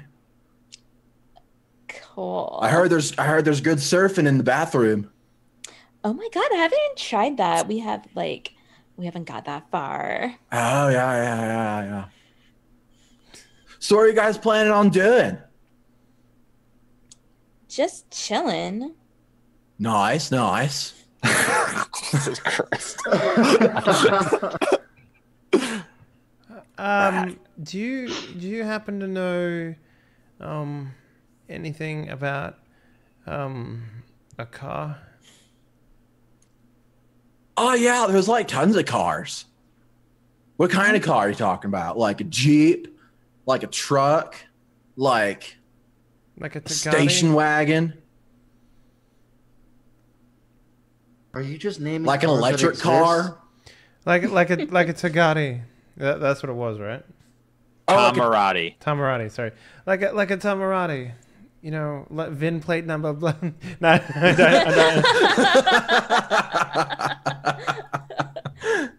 Oh yeah, like a Tamurati. Yeah, there's like a bunch of those around. They're off in there's a bunch of them over in like the auto graveyard. Oh, that makes total sense. Of course. Why didn't we even look there first? Yeah, like we call it that because there's a bunch of dead cars there. Right, that makes so much sense. Oh my god. Yeah. And he like points with a spear over to like a staircase that goes up, and like up the railing above. He just like points at one of the like the slats in between them, and it's like, yeah, like every so often a car just kind of falls off that, and then like points down, and you see like a bunch of like off in the distance, like kind of like now that you like it's being pointed out to you, you see like shapes kind of over there, like from like this, you might think it's like rocks or something, but like now like, oh yeah, it's cars. Like yeah, like cars just kind of fall off the top there, and like then they die. Right. Oh my god, you're so helpful. Thank you. Oh yeah, like my mom always said, like if you're like helpful, then you know that's like jamming. Totes. So what's it gonna take? Rest in peace, Ma. What's it gonna take for me to like spawn in some like friendly rodents for us to ride? Make a will check, and that would be also that'll be a good task for you to like have like some sort of transportation for the whole group. So I'm looking. So I got the imbue will. Is that like? Do I have to spend fate to? Spend? Yeah. Yes. So when you invoke an aspect, and But spend it's one a of your stunt, fate points. right? It's not an. Is that an aspect or? When It's a stun that gives you the ability to like when you. It's a stun that changes how invoking works for you. So basically when you invoke and you're using your will, it gives you a +3 instead of a +2. Because normally you can invoke on any roll and you get a +2, but then you get instead of +2 you get a +3 when you use your imbue skill basically. Okay. Mm-hmm. All right. So that. Tux, I have a curiosity. Uh-huh. They went to go do this dream thing in the middle of the day. Sure. Did they force him to fall asleep by the act of doing it? Did he already have to be asleep? Are they in his subconscious without him being asleep? What is the order of operations there? What's actually going on? Basically, like they're in his subconscious. Like whether or not he's asleep. The dream state, there is a way to like enter a dream state of someone when they're awake. Like it might be different depending on if they're asleep or not. Like if they're like actively dreaming, they might be altering stuff, but like there is like a subconscious of someone when they are awake, basically. So he is potentially still awake. Like potentially, yeah. Would we going into a dream, just to clarify, if we haven't if we're not standing around them when we go to sleep, do we have any way of knowing whether or not they are awake or asleep? You could do there's ways of knowing, like it might be a will or like some other sort of way if you could like to check fictionally. There are ways to check if you like come up with a cool way to do it. There's totally a way to like piece that out when you're in the I state. also like the idea that when I was brought in, it was during a daydream rather than when I was actually asleep. Or when I was first contacted, I think. Yeah. Would make a lot more sense, but yeah. So I like the idea that maybe it's like we, if it's not too much trouble to think on it, like maybe it's more effective on people who are like daydreamers, I guess. I don't know, like subconscious daydreaming. I don't know, like sure. I don't know much about that stuff. So yeah. So like there is like there's like various levels of it. Yeah, there's like the daydreaming where you're kind of just like thinking about weird stuff. Like there's basically the dream state or like the escape or kind of whatever you choose to call it is like that thing in someone's mind where they can like just imagine whatever. Like when they're asleep, it's very visual and very there, but you can still do stuff when you're awake. Like you can still visualize things, and yeah, you guys enter that in someone's head. Is that why his subconscious is so weird right now? Because like it's usually going to be like weird or different depending on the person, depending on what they've got going on in their head or whatever. It might be like it could like you could enter now and then wait till he's asleep and enter, and it could be different. It's just like at this point that this is what it looks like basically. All right. And yeah, you as a person who's been doing this for a while, you would be aware of that. Like just like you could be like, okay, guys, we've checked it out. Let's wait 5 hours and see if it's changed or whatever. Like there potentially there could be like if he's awake and you enter and it's just like too crazy, like there's like monsters and shit all around. You could totally just be like, let's wait a little while and come back, and maybe they fall asleep and it's a lot safer for you. Like it's a method. There's like methods to it, kind of. You can like different approaches and such. Different people's subconsciouses will respond to them being asleep or awake differently. Sure. Yeah. Exactly. Yeah. Some people's will be more or less dangerous, more or less navigable, more or less influenceable. Maybe it could even be like maybe like you go in their dream and they're having just a terrible day, so their subconscious is really angry and really violent, and you wait and like wait for they're having a good day, and you go in and it's like a lot nicer.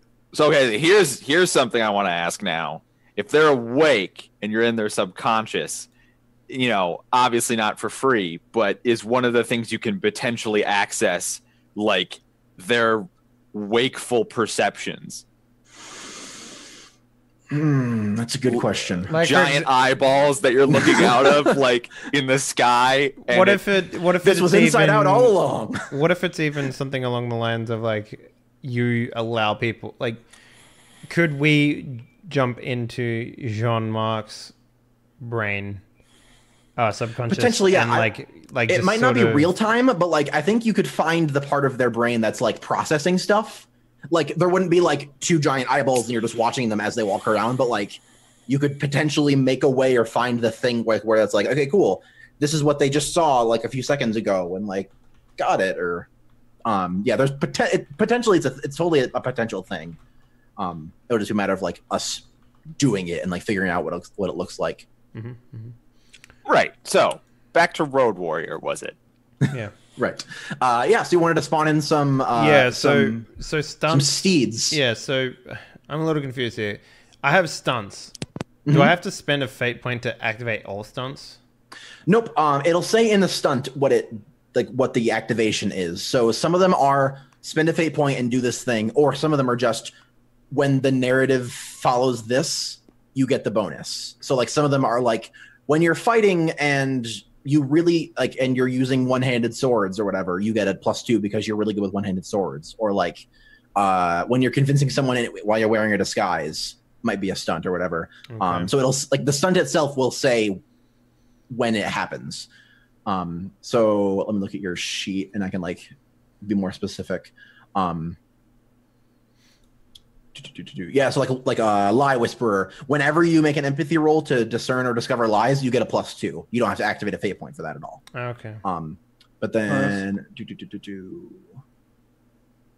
yeah, all of yours are kind of situational stuff. Yeah. Even the imbue one though, like, or how does that work? All of your extra ones are situational, and then imbue is the yeah, when you invoke, you get +3 instead of +2. Okay, but I have to invoke a. Yeah, you have aspect. to invoke an aspect to do that. Right. So if I invoke the aspect Dream Director and it uses will. You can wait until after you roll to do it too. Oh, okay. You can like yeah. You can roll, and then if you don't hit it, you can choose to invoke if you want to. Cool. All right. Well, I'll use will then. Okay. Yeah. Wait, what? Did that work? I don't. 0 equals. Yeah, it looks like it did work. If you hover over it, it shows it rolled minus plus 0 plus. It didn't and that you add have the modifier though. I mean, it's showing a modifier of 0. Yeah. It didn't even give me the option for a So, modifier, even though No, I it's have. supposed to. It says 44 plus 4 plus modifier, but then it comes up with 1, which is the total of the dice, not the total Yeah. plus. Why is it Yeah, so it didn't different? give me a. It didn't give me a chance to add a modifier either. That correctly calculated it with the +1. That also correctly calculated Yeah. it. But, okay. So I'm using the skills checkbox roll 4d4 plus skill plus modifiers, and it's not like it didn't add a +4 to it. Like it's not adding. Is the sheet broken? Oh, that one did. Let's see. Roll 40F plus skill only. Yeah, the skill only works fine, but like the roll plus modifier doesn't work at all. Huh. That's weird. Yeah. Okay. So if we have extra modifiers, we'll just have to do it later. And I think that particular template might just be broken. Okay, well I'm just gonna. This will be my roll then. Okay. So I got a 4. 4. Yeah, absolutely. Wait, what does it So- have? Oh, negative plus plus. Okay, and yeah. Yeah. So you got minus plus plus, which zeroed out your dice, and so just your bonus got you the 4. Mm-hmm. Yep. So you succeed and you totally do it. So what does it look like when you just summon these steeds out of the ether? I like the idea that they were. I looked down at the floorboards and I just sort of like pull like wooden mice out of the floorboards that turn into real mice. Cool. So like he points his spear and I just sort of look around at everyone. I just maybe put my hands on the floor and just sort of pull up these mice from like the floor, and they sort of like they kind of look like trees growing, and then they snap off and become like mice. So. Yeah. These like someone carved a mouse out of wood. They just like crawl out of the ground and then shake off the wood and become regular mice with saddles and stuff on them. Yeah. And they've got saddles and reins and stuff. And then like there's one for each of you. And like one of them, they each like walk over and like sniff you a lot. and then like turn as if to like kind of let you hop on. Yeah, and he's like, he like points and looks back and like, oh yeah, nice mice, brah. I just sort of look at him and blink. Just a little nod, yeah. How am I supposed to get on this thing exactly? Oh, you just like hop on. Jeanette just like hops on then. Perfect. Yeah. It's like, have you ever gotten on a horse before? Yeah. Okay. Yeah, yeah. It's Except Has it's a Jeanette. short, fat horse. No. okay. He kind of like looks to Kit for help. Yeah, I like that kid. The idea that kid hasn't even noticed you've joined the team yet. It's just like, Yeah. Kid just gets on and just ignores. Yeah, I'm just climbing on. I'm pretty sure I've probably ridden a horse before. So Yeah, I'm Raj just like jumping on it. Raj like moves over and like, "Oh, you need some help getting on, brah?" Yes. All right, and he like slides the spear into like a little like holster thing on the saddle, slips off his own, and like goes over to like help you. He like puts a thing for you like step into his hand and hop up onto the mouse. it's like the size of a fucking chair. Like, like Jeanette somehow ends up on it backwards. she tries to do that thing where she Whoa. sits on the saddle like a lady, but like Yeah. it's facing the wrong direction somehow. And it's like, I'm that's sure okay. Eventually. That's okay. And he like grabs your leg and then just like pokes the mouse, and it goes like ee! And it's like turns with you like stuck and like keeps poking it, and then eventually you get turned around. Nice. Like, okay, there you go. Now just like, so there's like a rope thing in front of you. Like you just like take that and then like just kind of like pull where you want it to go. Fantastic. what were your powers again, Brian? I forget. Like mostly stealth. Oh yeah, you could disguise, right? Yeah, I remember. Yeah, disguise. I can. Ever wanted to be a surf boy before? So just so you know, I explained this to them in the first episode. You're not fully aware of what your powers are, but you do feel something new, like as if like you like got a new limb that you can move around. Yeah. Like basically, you know something is there and it's new. You just have to like reach out and use it and like see what it can do, basically, to like get a handle on it. Like it's not like you have no idea what's going on. Like there's something there, and if you like reach out to it and try to do stuff with it, stuff will happen, and it's a matter of just playing with it, essentially. Sure. Mm-hmm. Yeah, and then Raj like, all right, y'all got your steeds. Y'all gonna head off to the auto graveyard then? Yep. Yeah, I think so. Cool. You need like an escort or something? Is it dangerous? I mean, it can be. Super helpful subconscious. Like, just really nice. Yeah. I mean, like the suits sometimes stop. Like this, you might get a suit strike, and those are just whoa. You ever like see something and you're just like, huh? Is there a check that I can make here to work out what part of his subconscious this person's supposed to be? Like, is it a memory? Is it him projecting himself? Like, can I work that out at all? Potentially. I would think like that out of any of us, you'd be the only one that has a chance here. Yeah. Is that like an empathy roll or something like that, or like? What is Yeah. that? If you want to try to roll empathy to kind of get an idea of who this person is, yeah, totally. Okay.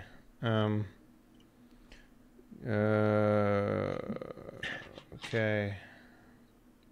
I want to invoke the aspect. Oh, I can do it after I roll, right? Yeah, you can roll and then invoke if you don't hit it. 5 totally. Nice. So I think you get that this is like as you like watch him talking, kind of like how he's being like fairly helpful. Because it seems weird, right? That we break into some dude's mind. He's been here a long time. He should know that we're not here normally.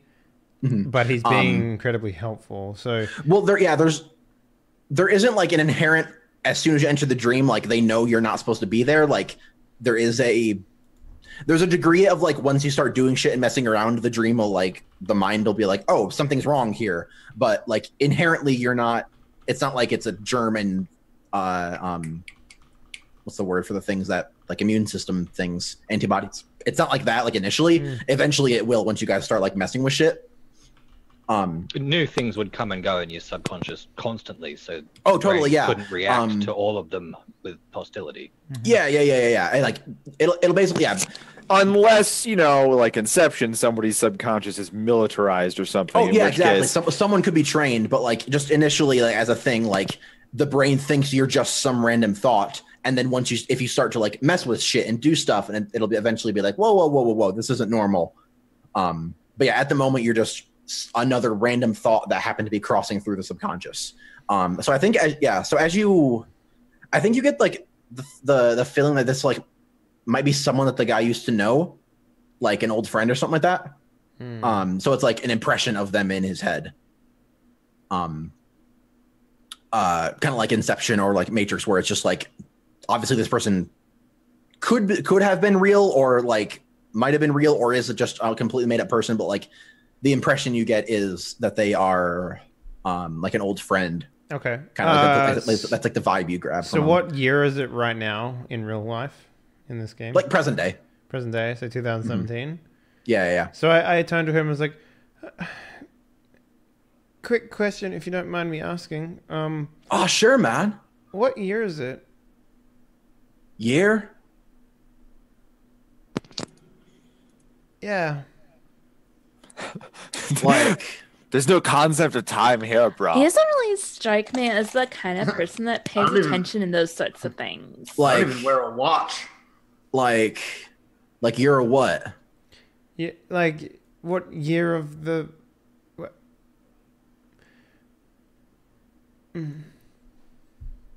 What calendar year is it?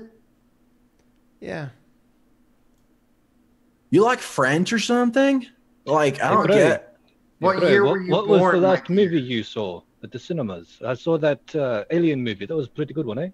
Oh, movies? Yeah, I love movies. Yeah, Alien was like pretty good.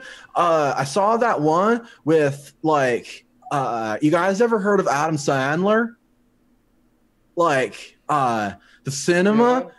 Yeah. It's funny. The cinema below the sink was like they had like a movie marathon of like Adam Sandler movies, and like it was like really funny. Okay. Yeah, you guys ever seen Jack and Jill? So he's fairly recent then. Yeah. Either that, or he's been watching movies in the mind of the other dude, and that's where he's got the idea of the. But Jack and Jill was, I just looked it up. That's pretty recent. 2011. Jack and Jill. Don't encourage them to do another one of those because they're like looking it up. 2011. I like the idea that Barrett like sort of sits back. He's like, 2011. It was rated about 3% on Rotten Tomatoes. It's like. Yeah. It's like a thing where like the lower number's good because like, that was like a really funny movie. I didn't know until like the credits were like halfway through, and then my buddy Damien was like, "Dude, I think that the chick was Adam Sandler," and I was like, "What?" Is there any way that I can like this phone that we got given? Yeah. Does it like? Can we use it to call outside phones from inside the mind? Not real phones. You've used it before, like dream phones, essentially. Like you can call Melina's. Okay. Somehow it worked. You're not quite sure how it worked, but like you can contact Melina with it, or like other dream numbers that you've. Is there any way that I could send Jean-Marc some information? He would get it if he enters the dream world. So there's no way that I can like. Yeah, there's no like outside communication essentially. Contact Jean-Marc? Mm-mm. No? Okay. Interesting. Unless I like, pull myself out of this. Yeah, you could force yourself out. Come back in. I imagine a bunch of breaking and entering might also trigger like potentially, immunobodies. Well, the other thing that I could do Something too to consider. is like I could theoretically pull myself out and then like contact Jean-Marc with information and then go into my own dream and just use the phone to contact the people inside of the current dream and be like their tank, Oh my god. This is getting... It's episode 2.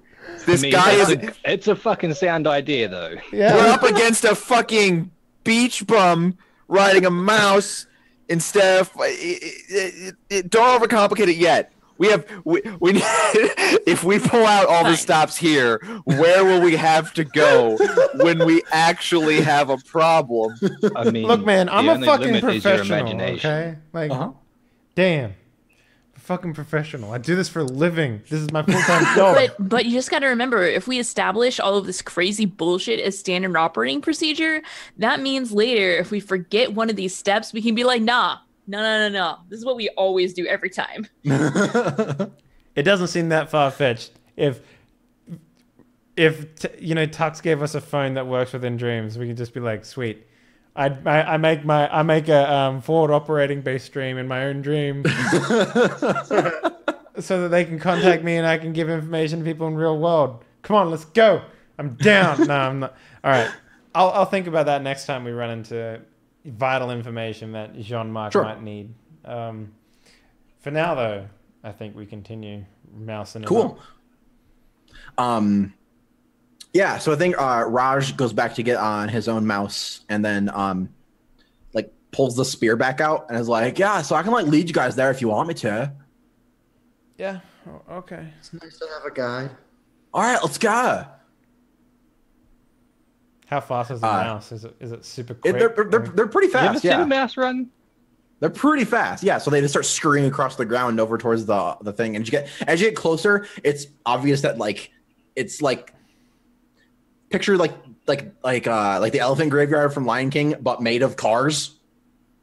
It become like everything around us gets gloomier as we get closer. Right? Yeah. Oh, totally. Yeah. Like for like just like things like the wood gets a little darker and just like the air somehow gets a little darker. Like when you look at somebody else, it's like, wait, were you wearing gray before? I didn't think you were wearing gray before. There's like cars rolling around, howling at the moon, like.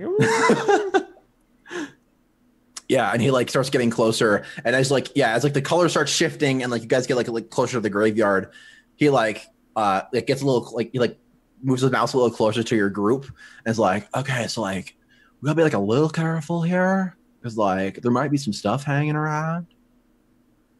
What kind of brah? Like I heard about some people that like sometimes they come here and like so these cars are like totally dead. Right. Like and I don't mean just like fashionably dead, like super dead. Like you can't turn them on or anything. Okay, but like I heard about people that right? like come here and like they could like turn them back on. Whoa, that's like super crazy. I know. It's like how do you even do that? I can't take it. I don't even know. That's For some reason, I don't know. It's like whenever I've never really had a car, so like I don't even know how that would work. But like when I have things that break, I just like leave them and like go get get a new thing, like at the mall. Sure. That's not very good for. You guys ever been to the mall? Oh yeah, totally. Oh my god, there's a great mall. Like okay, so like you go past the kitchen, and then like there's like a little office, and like there's a hole, and then you go in, and it's like a big ass mall. It's like really cool. Super They got dope. like 4 or 5 sponsors gifts. That makes so much sense. Yeah. Oh my god.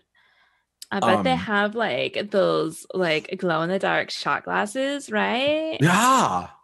Yeah. Like, oh, Now I like totally have to go there. But first we have to go to this stupid, boring car graveyard or whatever. But it's fine.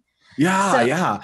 And like they got like the shirt that has like a solo cup on it, and it's like a beer pong shirt. It's totally, and then as he's like talking, you hear from like behind a big mound of cars, like a imagine someone took the sound of a car starting and then edited it so it was like a growl.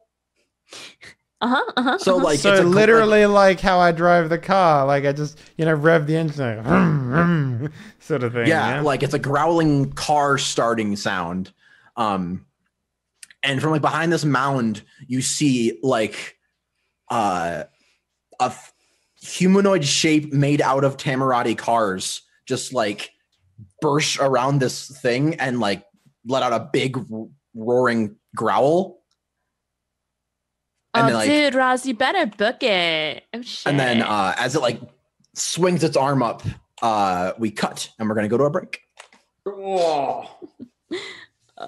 I can also cliffhanger. Alrighty, guys, ladies and It's gentlemen, not hard. we will be back in just a little bit of time. Gonna run some ads. Go empty yourselves, as Rakic puts it. Empty yourself and fill yourself up. Oh yeah. Oh yeah.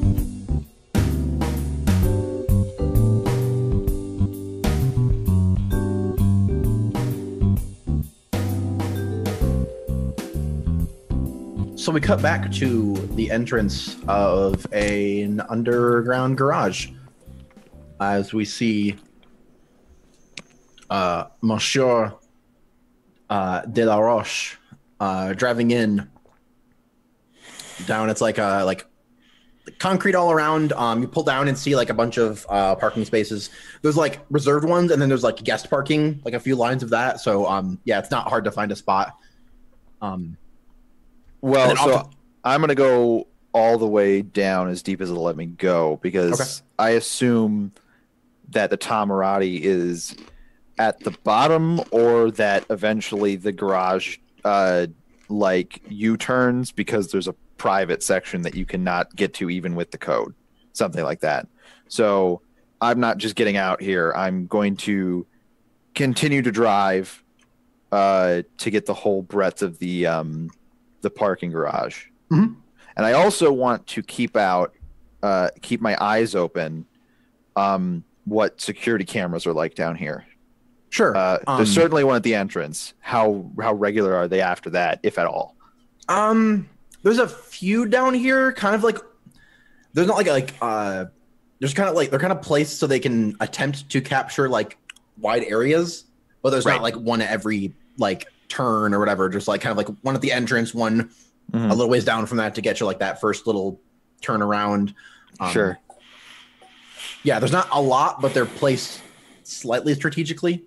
Mm-hmm. Yeah, and then as you drive around, you do find like at the kind of like there's a big initial thing, and then yeah, once you get around to the back, there's like special reserved like basically private garages off of this garage kind of. So what does that look like? There's only a few. There's like the big area, and then you kind of pull around this little other area, and like there's like 4 other doors there. Now are these like garage doors, or is it like a fenced off section of the parking garage? Like garage doors, like kind of like regular garage doors. You think like they probably have like an extra little like clicker or something that like would open these up.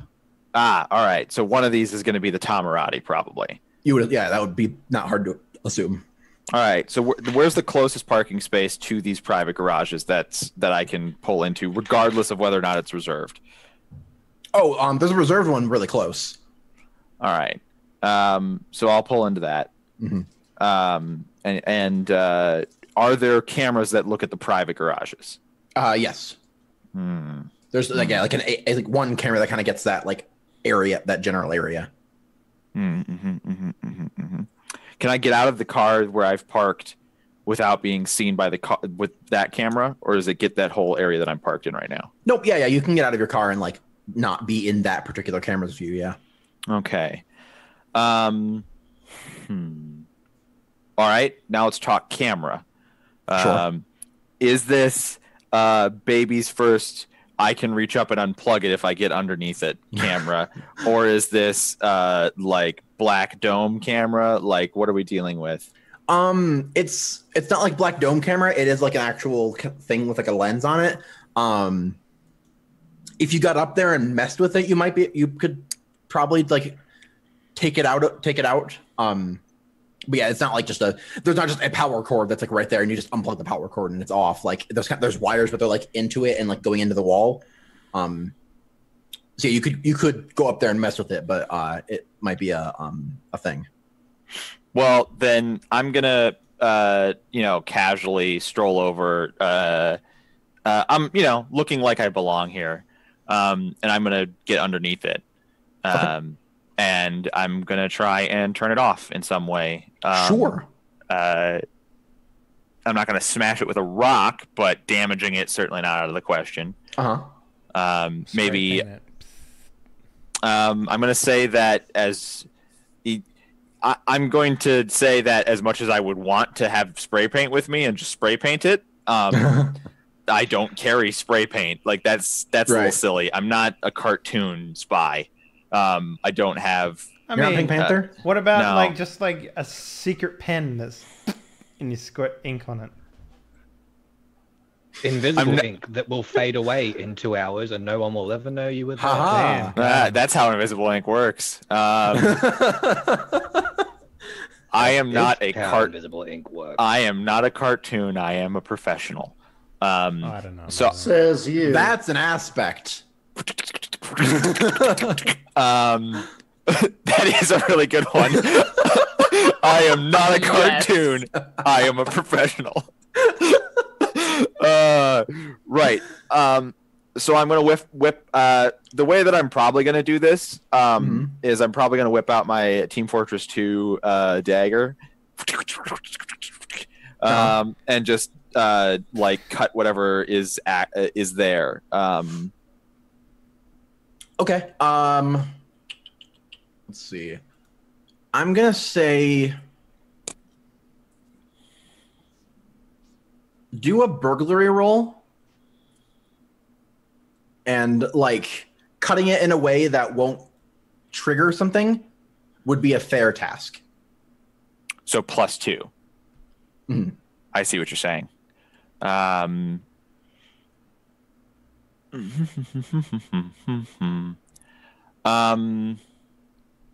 I get +2 to my roll if I invoke an aspect. Correct? Yeah. Right. Like,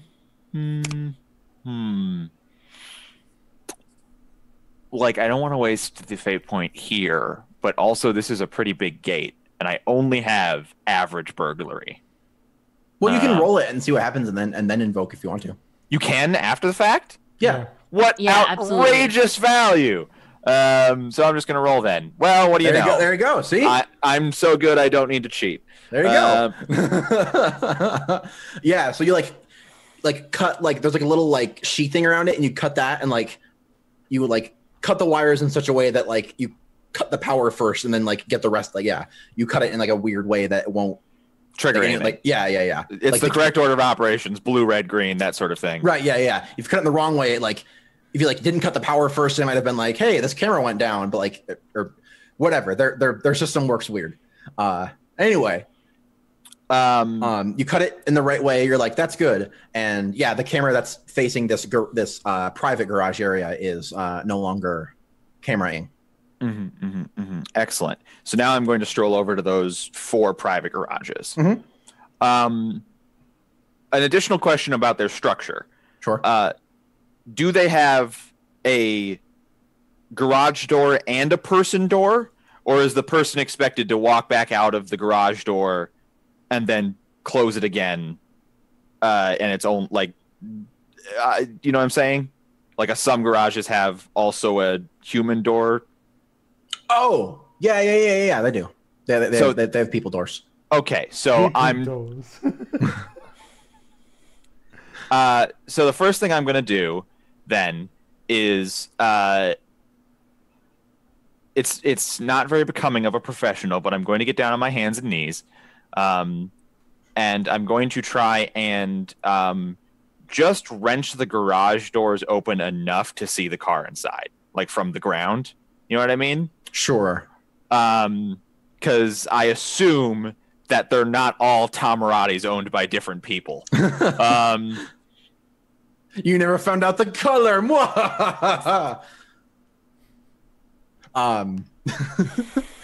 Yeah, so that wouldn't be too difficult. Like I assume you don't have spray paint, but you would have you have like some kind of tool to like kind of wedge it enough a little bit. Like getting it open would be a thing, but like you can like get a thing under there and like poke your eye. Like I was even just thinking, you know, the knife that I just used, I can just put it in and then like, you know, jack it up just enough, and you know, maybe a little pen light, you know, see what's going on. Yeah. It's not the best view, but I think you could like the Tamurati is like a fancy. Is sports car the right word? I think sports car is the right word. I'm not a car person. But, fancy car, luxury car. And speaking of not a car person, like I've never heard of a Tamurati, and when I looked it up, it's fake. a type of moped. Okay, thank you. Tamurati is like Brian, a combination signing of a bunch of different fake car names. But it does sound like a car, doesn't it? It does, right? Because it sounds like a Bugatti or a I was like, Maserati. I've never heard of this car, so I finally Googled it, and I was like, "This doesn't fucking exist." I just assume all cars are fake. Yeah, I just made up like a random car-sounding brand. Understood. Carry on. Sorry. Yeah, exotic car. We don't want to make a Die Party episode that is about ruining the reputation of a real brand, right? Because we don't want to spoil any future sponsorship deals, right? Of course. I'll say Bugatti if I want to. Yeah, so like you look around and you see like after you like check out a couple of them, you see kind of like you poke through and you see like kind of the telltale like angles of like a fancy exotic car. Mm-hmm. The rest of them are like still very nice cars, but they're like more BMW-ish or like a little more round and such. Interesting. But yeah, you see one where it's like got like it comes back to a point and it's got like a spoiler on it and. I assume that some of these reserved parking spaces, etc., or even just public parking spaces, guest parking, are across from these private garages. The private ones are kind of off a little ways. Like there's a big open area, and then like you go around here, and there's like a little off area where. So they are sort of by themselves. Yeah. That's going to make this a little bit more difficult. Can I see anything else when I crank open the garage about what's in this garage? Not really. Like there's no light on, and like you can only really get it enough open to like with your little pen light, like you can you can just barely see like the angles of the car, like, but not much else in there. All right, I'm gonna pick the lock of the human door. Sure. Do another burglary roll. This one's 2. Okay. Yeah. I think it's a fair task. Like it's a little complicated, but not like super complicated. All right, just light switch then. Click. Yeah. It's a pretty basic, just little like one car garage. You open it. Yeah. You see the Tamurati. It's a like an electric blue. Ooh. With like a big like gunmetal color spoiler coming out of the back. So here's my question. Mm-hmm. Does he on this have any other storage happening in here? Bicycles, like motorcycles even, like, or No, maybe camping gear? Like it's just the Tamurati. It's the Tamurati, and then I think there's like a few boxes, kind of like just enough room for like a little bit of storage in here too. I'd like to spend a fate point to make a narrative declaration about this then. Sure. I'd like to say that above the Tamurati there is a like ceiling storage for city bicycles. Like a rack, and then because space is limited in LA, so he stores like some people would do. He has maybe his super nice thing that he got because it's like the bicycle coming out of the ceiling or something. Yeah, it's above the Tamurati. It's a rack for him to store more things. Oh yeah, okay. And it has maybe bicycles or just it has stuff on it. Sure.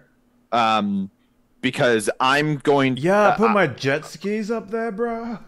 I don't even care what it is. Okay. I spend that fate point because what I'm going to do is like unscrew it so that it falls on the Tamurati. Ah, okay. Because I need the Tamurati to suffer frame damage, to get the mechanic that is specific to the Tamurati to show up. Because if I just break a window or something, they might just get a window guy in to replace the window. Yeah, totally. So the actual body needs to suffer damage. So I'm going to unscrew this rack or whatever it is so it lands on top and just destroys the top of the Tamurati. Yeah, totally. Yeah, and it's not. Yeah, you kind of like get up, you pull out your little tool and like eventually get it and like start pulling on it, wedging it, and eventually, it just falls. It hits the front and like the windshield shatters. There's a big dent and like a thing like the bike that was there like hit it, and then the frame thing hit it. The Tamurati is now going off.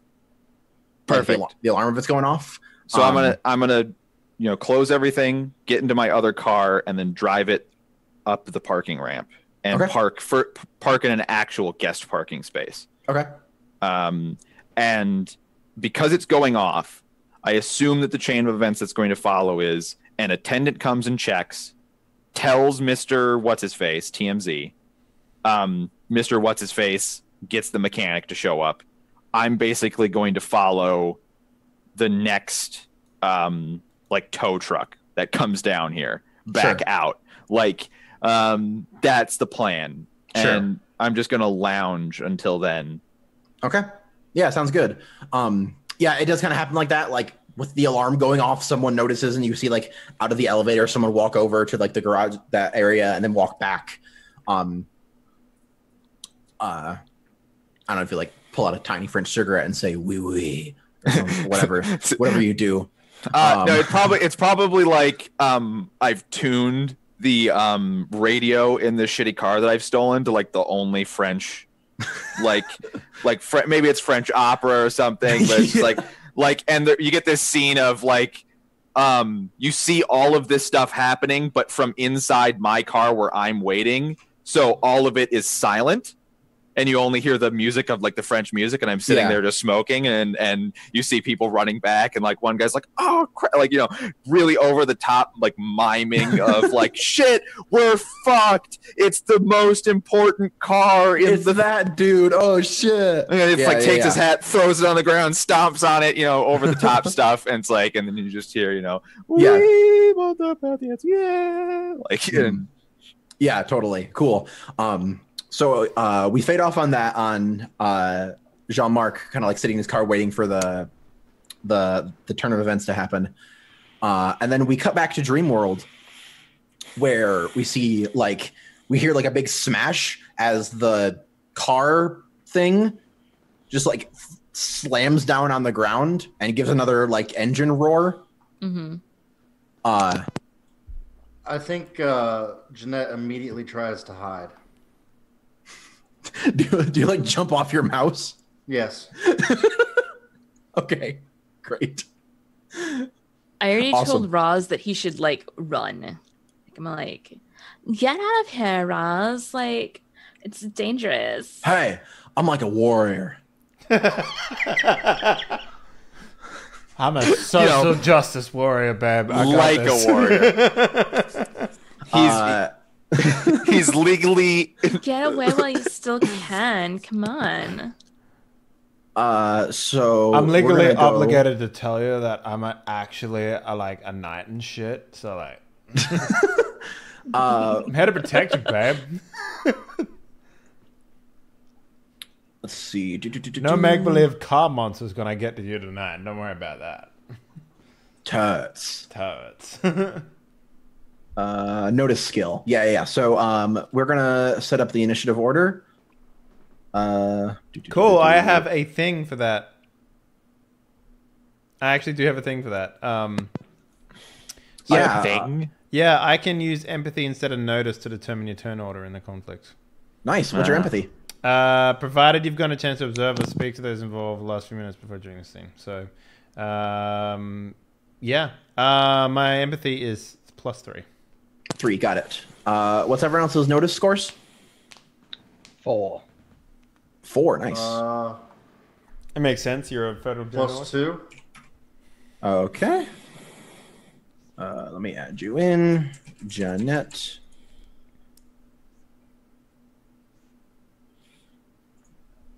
And Cece, what's your notice score? Ba, Kelsa. Sorry, I was muted. I said it like 3 times. I was like, it's You're like- 1. 1. Okay. 1. Guys, it's 1. Fucking it's 1. Oh, I'm muted. Okay. I was like, what? I said it already. I said it a second Why time. won't you listen to me? Oh, God damn it. My companions are Yep. awful. Oh, wait, I'm muted.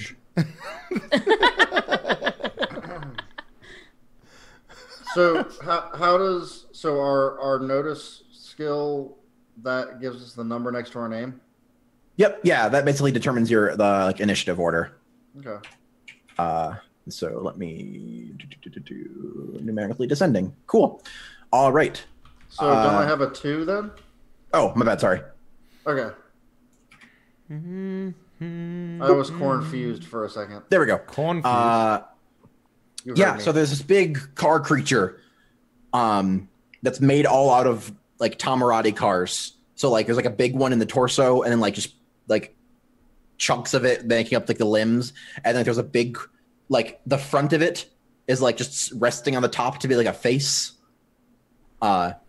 Like the ends of the arms come down into like the front of the car, so it's like tires on both like that are like fists. It's a transformer that's been unfolded. Right. It's like it's basically like a transformer. Yeah, and it makes another roar. And Kit, it is your turn to go. It is your move. I think that he probably would already not be there. Okay.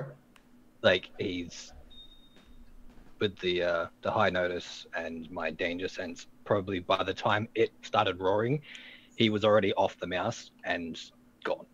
Okay. Specifically, I'm looking for a car that looks like it can still run. Ooh. Okay. Yeah, if you poke around, there's one that's like at least in one shape. I think it would take you altering it with your will to make it potentially able to run. Because they like fell. He's not going to jump into a fucked up shell of a car and think that it can start. But if he thinks it can start, maybe he could try that. Yeah. Also, there's definitely one that like might run if you can succeed with like kind of like fixing it and altering the dream a little bit. Okay. So that is going to be a good task. So +3. You'll have to get above a 3. Well, there it is. 1. Okay. If you want to invoke an aspect, you can. You can. So yeah, if you invoke one aspect, you'll tie, and then if you invoke another aspect, you will succeed. Well, unless you use your imbue, right? What's your imbue one? When spending a fate point invoking, I gain a +3 instead of a +2. No. What's your? It's imbue. Actually, what? yeah. So if I spent a fate point to invoke on will, I would get +3, and I would succeed without having to spend the second fate point. Well, when you took imbue, you took a specific trait or skill. What was it? No, that was notice. Yeah. Oh, okay, got it. Yeah, so then it was so that you would so you'll still get +2 on it. So if you want to succeed, you also invoke 2 things. You can tie and still potentially get what you want, but at a small cost. I have to. Yeah, I don't think I have anything that would work in this situation. Like, because you need to have a narrative way to invoke the aspect, and basically like justifying it in some way. You can notice how the car is broken. You can always invoke your prime aspect too, because you are there, and that aspect is who you are. So. I'm sure it's probably not the first time I've had to hotwire a car. I've been in some war zones before. I've probably had to quickly jump into an escaping vehicle, and it's been shot up, and it's missing a door, and the steering wheel is broken. And it's possible. Yeah, totally. So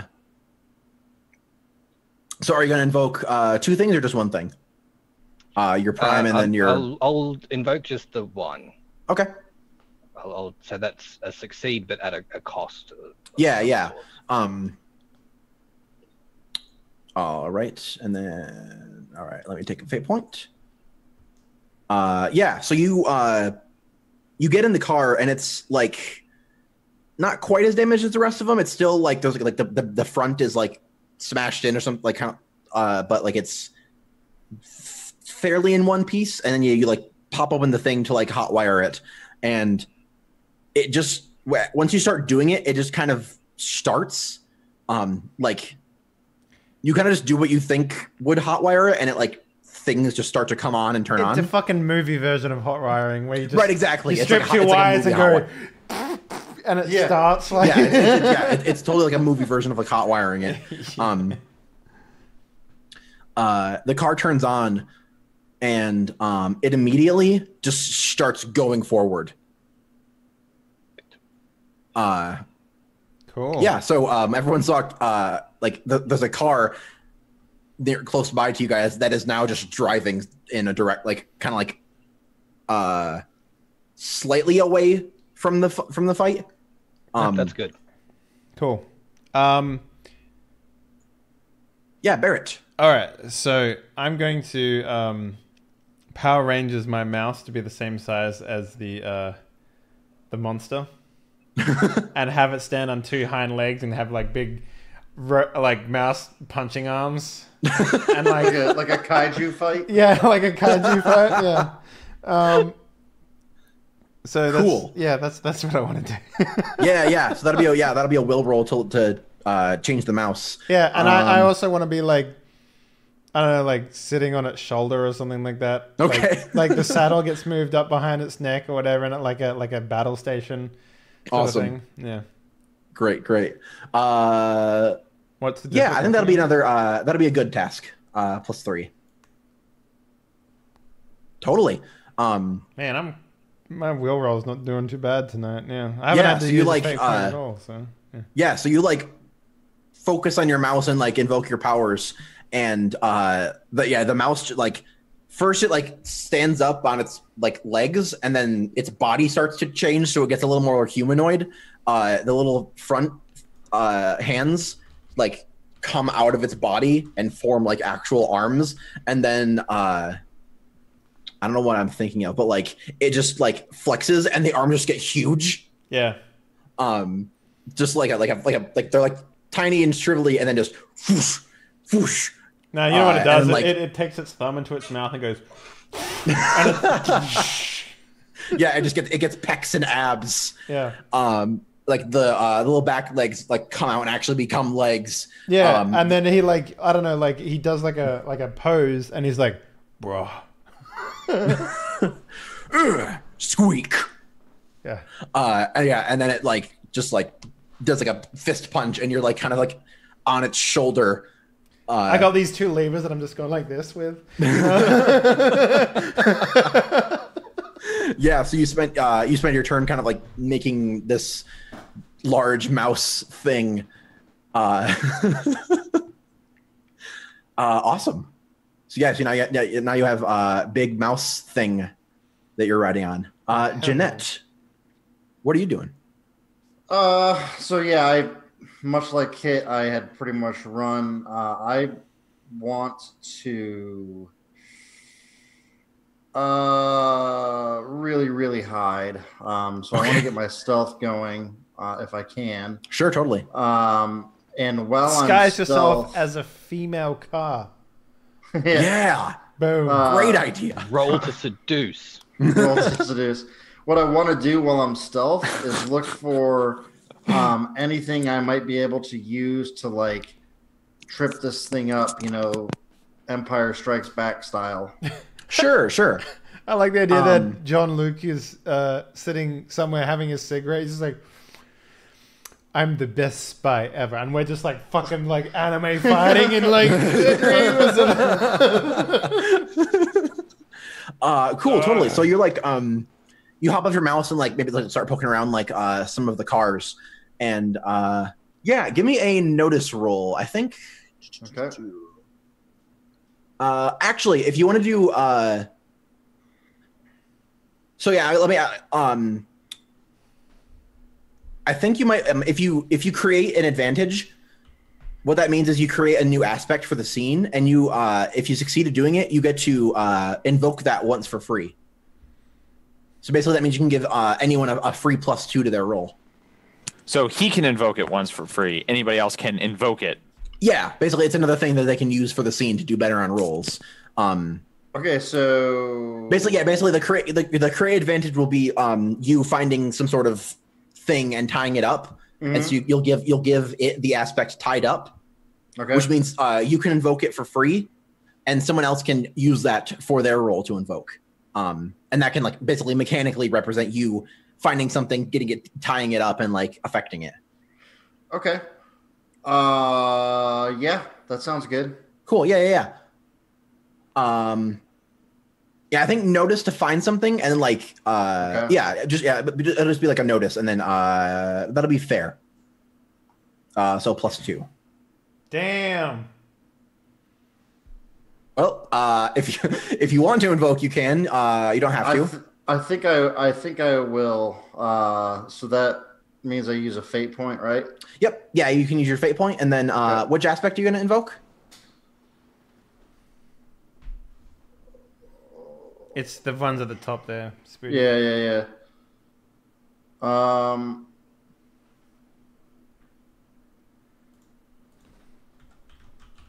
I think it's gonna be. Really, none of those help me find anything. You're a plain board housewife that just blends in. You're probably used to organizing your home and good at finding things. Oh, okay. All right. I see how that works. Yeah. I see Yeah. that. Like I use my housewife skills. Yeah, basically that's exactly how an aspect can work. As long as you can justify it in some way, Okay. that works. Yeah. All right. I like it. Yeah, cool. So you like dig around in some cars, and there's like all the Tamuratis are like different colors or like different various kinds of them. And one of them, like when you're like kind of like digging around, you hit the trunk button and it pops open. And in the trunk is like a big net. Okay. And yeah, you like grab it and like throw it, and it just like kind of goes over the thing, and it goes like brrr. So let's see. So it was fair, and so, since you tied, you get a boost, which means on your next roll, you get a free +2. But the aspect doesn't get created, so like no one else can invoke it, but you just get a +2 to your next roll, basically. Okay. Cool. Awesome. And CC, what are you doing? So I think that I think she's gonna summon her dragon again, because that's pretty effective, I think. So she's she points her hand out, and the dragon that's wrapped around her shoulder comes off of her arm and like becomes like a 3D light object. Yeah. And goes and slashes into the car monster. Cool, awesome. Yeah. So since you're like physically fighting it, use. It sounds like it'll be a fight roll. Oh, that's bad. Ooh, that's real bad. Let's, one of your terrible tattoos from your back that you don't show anyone shows up. It's like the it's down. Like a really malformed butterfly. I was thinking the Down syndrome tiger. You know. Oh no. Oh boy. What was I rolling against? I need to roll the defend for it for the car creature. Theoretically, could roll worse than this. Can I wait till I see what I'm up against before I invoke? Okay. Or not. Oh, Jesus. I don't have enough fate points to fix that. So, for a fate point, definitely derpy butterfly. Like you I go like this. You can reroll. Oh, that's true. I mean, I could roll worse than this, but not much worse. I will take it as a reroll then. Okay. I will invoke my tattoo artist to get a better tattoo. You could call this the cover up. Right? Fight. What? Damn, dude. Damn. That's not the right number. That should be a positive one. You're rolling with the modifier. You might want to turn that off. Okay, I did. You're right. I roll did. with the skill only thing. It was correctly the other time, or no, maybe it wasn't. Oh, you can negative, positive, 0. So. So that would have been a negative 1. What's so your both fight? of these times, it should be positive 1 instead of negative. Okay. 1. Yeah. But in either case, that's really sure. bad. What is your fight That's really modifier? bad. 2, right? +2. Yeah. So the first... I fixed it. I know I don't have it on the broken one anymore. I have it on the Cool. one from now on for sure. Yeah. So all right. What are you gonna stay with that or try to? Oh, gosh, can I? I mean, I could try again. You can try to reroll again. I mean, Spirit Summoner is my other aspect. So I will spend one more for another reroll. Okay. Oh, God, I've been rolling so bad though. No, you know what? I'm not going to. Okay. I'm not going to. I think a derpy butterfly flies off my... Yeah, so like you reach your arm out and think the dragon is gonna come, but like instead like a butterfly thing flies out, and it's like does it come out as like it's coming as like the wing? I'm a butterfly, and it's so tiny compared to this giant car. It doesn't get any bigger. You got it. You got it when you were like super drunk one day, and you're like, "Oh shit!" You got it covered up, but somehow it came out from under the cover up. Yeah. Is it your tattoo that you drew? Like, did you get drunk and just be like, "Oh, that's awful." Oh god. Oh my god. No, it's worse than that. This is a tattoo from before I became a tattoo artist, where it's my own original artwork, but tattooed on by somebody else. Oh god.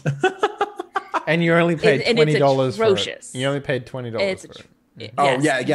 And it's like the wings I didn't are even pay $20. I paid a handle of rum. No, you know what it was? Some guys like, I can do that for you I can do that for $500, and then your friend's like, I can do it, but you help me move on the weekend, and you're like, done. Exactly. Totally. Yeah. So like this butterfly comes out, the car just like rooms and just punches the butterfly, and it just goes flying off. Oh man, it's so good to be free. And it punches out, and like it kind of gets out of the net partly. So since it did so well on its defend, it gets a boost on its next roll. Well, that's dumb. Damn. I mean, Brian, your boost is still in effect. It just also gets a boost. I want to make sure, like, I'm not negating your roll or anything like that. +4 now. No. You still get +2, but the car thing gets +2, like for its next roll. Yeah, Gotcha. basically both boosts are currently a thing. So I think what happens is after that, I think she's gonna jump off of her her mouse Mhm. and land on her roller skates and skate behind something. Okay. Because no. Well, there's a I don't- giant mouse that you could climb up on and fucking like join the like come in and start doing poses with me. Like, I don't think Doku that's Tensei. really my jam, Barrett. I'm sorry. this is where the actual fucking Barrett comes out, because he really fucking likes like kaiju monsters and shit. I don't fucking know. Let me see something. What's the skill called? Provoke. Raj, basically like his mouse, like he like reins it up and then like has it scurry around the rock creature, and like he just starts poking it with the spear a bunch. And he starts like just like yelling things at it, like come on, You don't brah. even respect Wayman. I'm sorry, that was a dumb reference. I wasn't. I'm not proud Come of. on, brah, pay attention to me, brah. Like just like trying to distract it essentially, and he's gonna try to create an advantage called distracted on it. 40F +1, and that'll be My Brad Woto is showing. I'm sorry. That'll be fair. All right, Raj does not distract it well enough. The rock thing just like revs the wheel of its fist on the spear and like sends the spear out of Raj's hand. Or like It's like, puts his wheel onto like the forehead of Raj, and he's like trying to swing and hit him.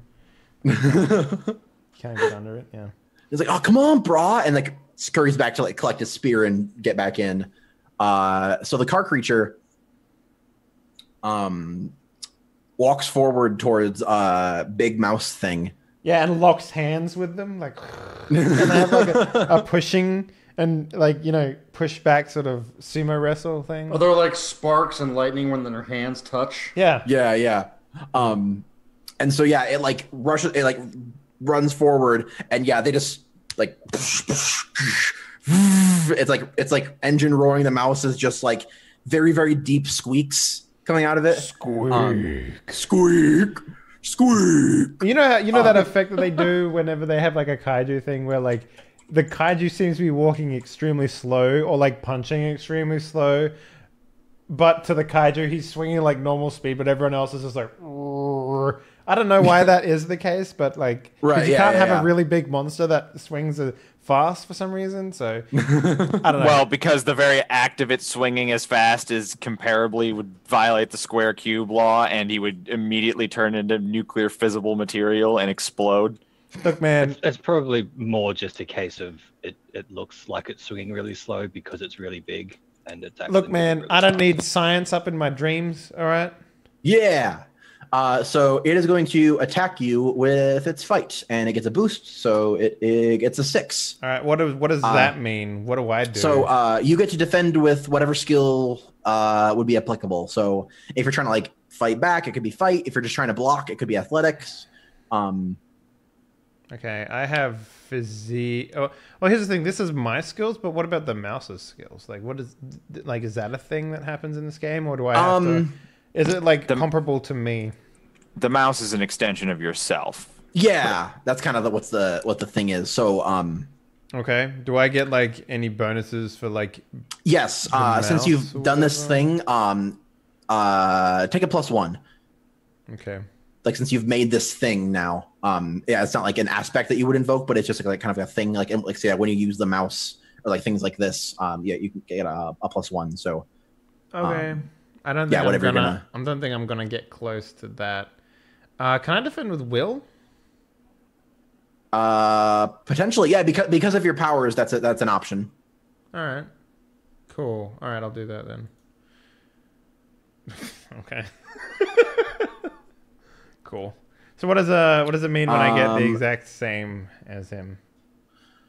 So it is going to invoke its aspect, vroom vroom motherfucker. Thank you. And so it now has an 8. Okay, so I have to invoke in order to not get crushed. Is that what you're saying? Right. So if I take damage as the mouse, what does that do exactly? So it'll affect you, and so if you get hit now, it'll be a 2. You'll get hit because with a damage 2. is all consequences, which can be narrative. So it'll always come back and affect you in some way. Right. Okay. Let me find your thing. So yeah, basically down kind of in the middle, there's your stress bars and the consequences. So if this hits you, it'll be a 2 hit. So you could use any of your like your stress boxes, like you have your 2 stress box open still, and so you could just check that, and that's a hit. Or you would take a consequence, which is a negative aspect, essentially. Okay, but I can invoke, right? Yeah, and if you want to invoke to make this just a tie, you totally can. Okay, but it won't be a tie because I have imbue will. So there you go. Okay. Oh, here's what I'll do. I'll spend a fate. Okay. I'll invoke the aspect of everyone has a story. Cool. And like I like the idea that, you know, the mouse is like you're struggling against this car that's roaring in his face, and we zoom into his head like another, like a dream within a make-believe mouse dream. And we get this mouse, he's like in school, is like, all right, who wants to answer the question on the chalkboard? And the mouse sticks up his hand and he's like, it's actually 7. And everyone's like, ooh. But then there's like 3 mice in the background who like, you know, crack their knuckles. And then after school, they're just like pounding the shit out of this mouse. And he's like, ugh. And then we get a flashback of him like in the gym, just like lifting. He's like, whoa, you know, getting swole. And then like we skip forward 2 years. They're at graduation, and he's like cracking his knuckles, and he beats the shit out of all 3 of these mice, like underneath like a bridge or something like that at the end of school. Yeah, you're like imbuing this story into the mouse so it can defend itself better. And then like and then we like flashback to like him and like as an adult, like Stop it. like in like wearing like a tie and like a shirt, and he's just like, you know, his boss is just like, I'm gonna need you to come in Sunday as well. And he's like, but I have fishing trip planned. He's like, sorry, you're gonna have to cancel that. And then like he like goes into rage mode, and then he's in the car parking lot beating the shit out of his boss, you know, like. And then we like flash back to this point in time, and he's just like, not today. And then he just yeah, totally. Like, so yeah, like the car is like revving its wheels, but the mouse like pushes its hands up and just shoves the car thing back, and it stumbles backward, and its attack did not succeed. But it looks like a Power awesome. Rangers fight where everything's super slow to everyone else. It's great. Totally. Yeah. Awesome. That was cool. Kit, I like this we're game. back to you. I want to hear more about this mouse adventure.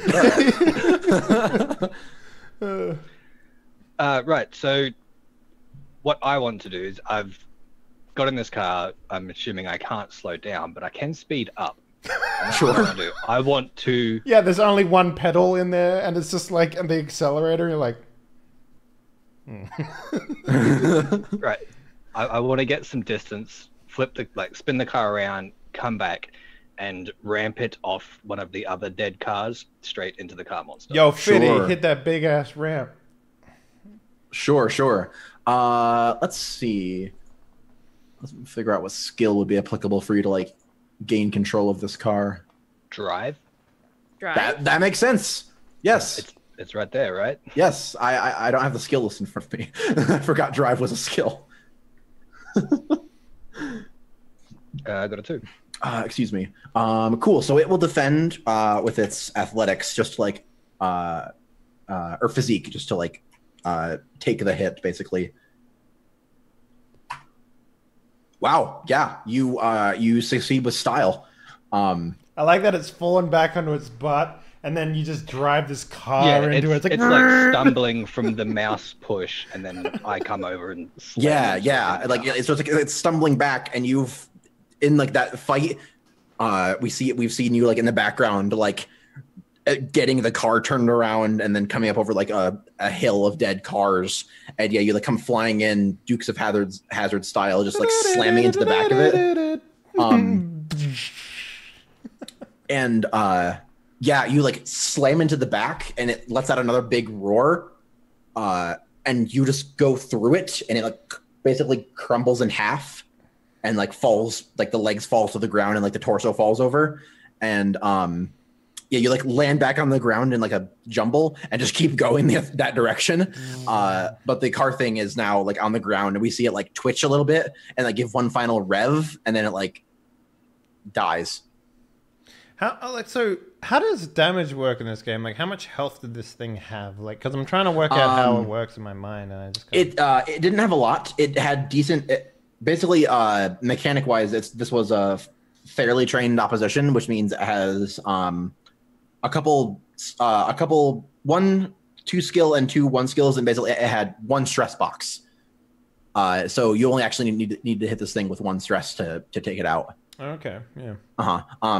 Yeah, but like the way this game works is like nameless NPCs that are just like regular opposition aren't too difficult, but like named NPCs that are like a thing are basically they're basically PCs. They have like skills and aspects and stuff. Yeah, so wherever their like physique and whatever makes their health and shit like normal. Yeah, but then like things like this that are just like, oh, let's throw in a fight to like have you guys go past something or like do something cool. Like is just they're basically like mooks in other systems where it's just like, oh yeah, like you can kind of just take them out. I tell you what though, that mook almost fucking rolled an 8 in terms of fights, so they can't be. Yeah, that boost, that boost thing really helped. Yeah. Mm-hmm. Yeah, it had +2, and then I got the boost, and then it rolled the plus. Yeah, it was pretty good. Yeah, so the thing has died, and you kind of all like the fight dies down, and Kit is speeding away in a car, gradually getting faster and faster. Yeah, gradually just getting further and faster away. I probably would try to do a bailout maneuver and just let the car fly off into the distance. Sure. Yeah. Yeah, you like dive out and like tuck and roll, and the car just keeps going off. Like eventually gets back on like the hardwood and like goes off towards the kitchen, the dining room table. I like the idea that that fucking Rock is like, yeah man, they don't make Tamuratis like they used to. Yeah, so you tuck and roll out, and like you all get a chance to collect yourselves as it's quiet again, and I think we can go to our final break on that.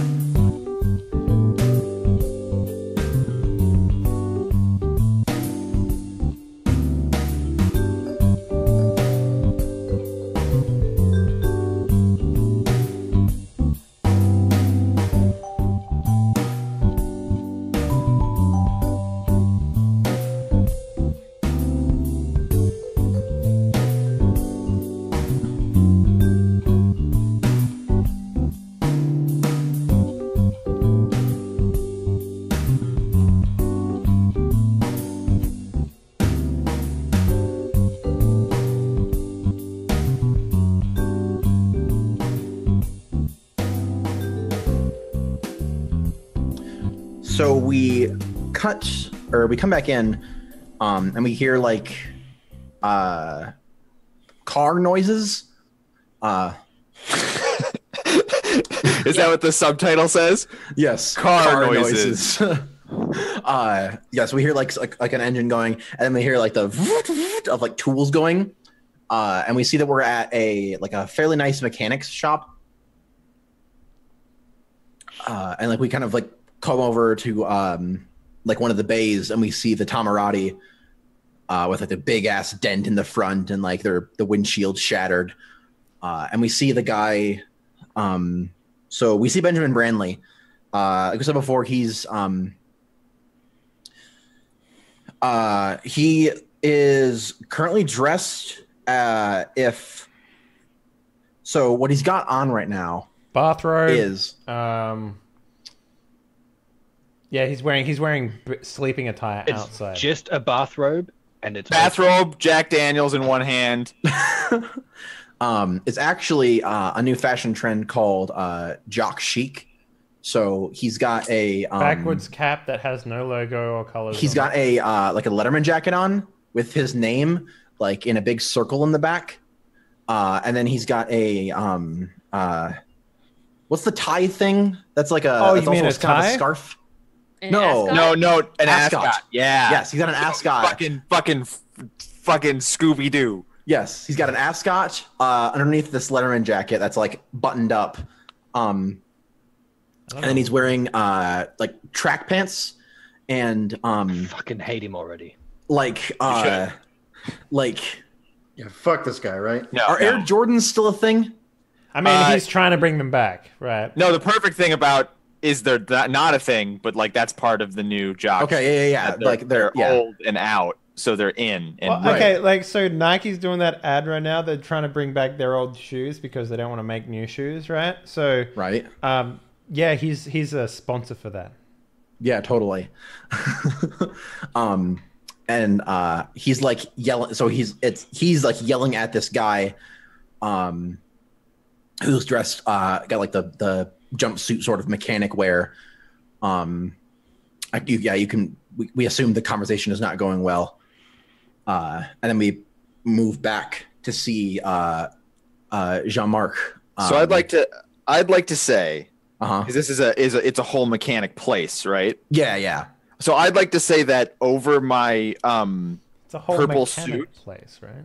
I've found a high visibility jacket and a helmet, Sure. so I look like I'm corporate who's down in the bay. You know what I mean? You know, you can go anywhere if you have a high visibility jacket and a helmet. So like that's my Especially worn over a business suit. exactly. That's serious my business. disguise. Right. And Got I'm a going little to, bit of blood around the collar for some reason. so, just soaked. Just a little So bit. I'm gonna walk up to what's his name? Branley? Benjamin Branley. Yeah. Branley. Monsieur Branley. And he like turns from the guy he was arguing with to look at you. He like looks you up and down, like, who the hell are you? I've heard that you are upset about the current situation. I hoped I could smooth over some edges. And I'm going to like attempt to like shake a hand or put an arm around his shoulder or something, you know, like business professional. He does not reciprocate. I pull back the handshake. It's like, I understand, Monsieur Branley. We French people are, as you say, disgusting. Please. I didn't want to touch me either. I have the smell of success on me. I know it's pungent. Please, I will give full attention to your complaints and suggestions, Monsieur Branley. May we speak? And I'm just going to try and lead him away from the car and like talk about it. Sure. But when I'm doing it, like I'm going to eye the mechanic, right? Sure. To try and give him a look of like, hurry up. Like, Okay. Because I'm just pretending that I'm supposed to be here and I'm official and that I'm getting him away from this mechanic so that the mechanic can do his, like, I'm trying to make it look like I'm doing a favor to the mechanic. Sure. From the Yeah, he doesn't know you, but appreciates that you're taking him away. So it's just like, oh, okay, whatever. And yeah, he goes to like start mechanicking the vehicle. Like I said, I don't know how cars work. Mechanicking the vehicle. Yeah. I like the idea that the dude is just like, yeah, it's a family heirloom and you're like, what? How's that possible? It's like, I bought it with my dad's money. So what are Mr. Branley's complaints as I sort of walk him through the back out through the shop? I think he's like, he's going off about like, so I pay for triple platinum insurance and I come here and I'd wait 5 minutes before the car could come in, and like it's very obvious he's making it out worse. Like he had to wait 5 minutes because they were full of cars. Right. Like he's been tended to as he should be. He's just a jerk. Right.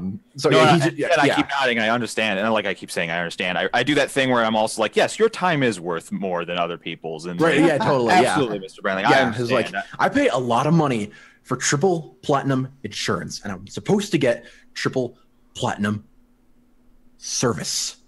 I understand completely, Mr. Branley. I will ensure that you receive triple platinum service. Will you stop the first person who looks like a mechanic? Sure. We're walking along, and I say, Mr. Branley's car, like the bays are numbered, I assume, right? Yeah. Mr. Branley's car is in bay 4. Please ensure that the mechanic has whatever he needs to get the job done within the next 6 hours. Like the guy just like looks at you because he doesn't know you. Like,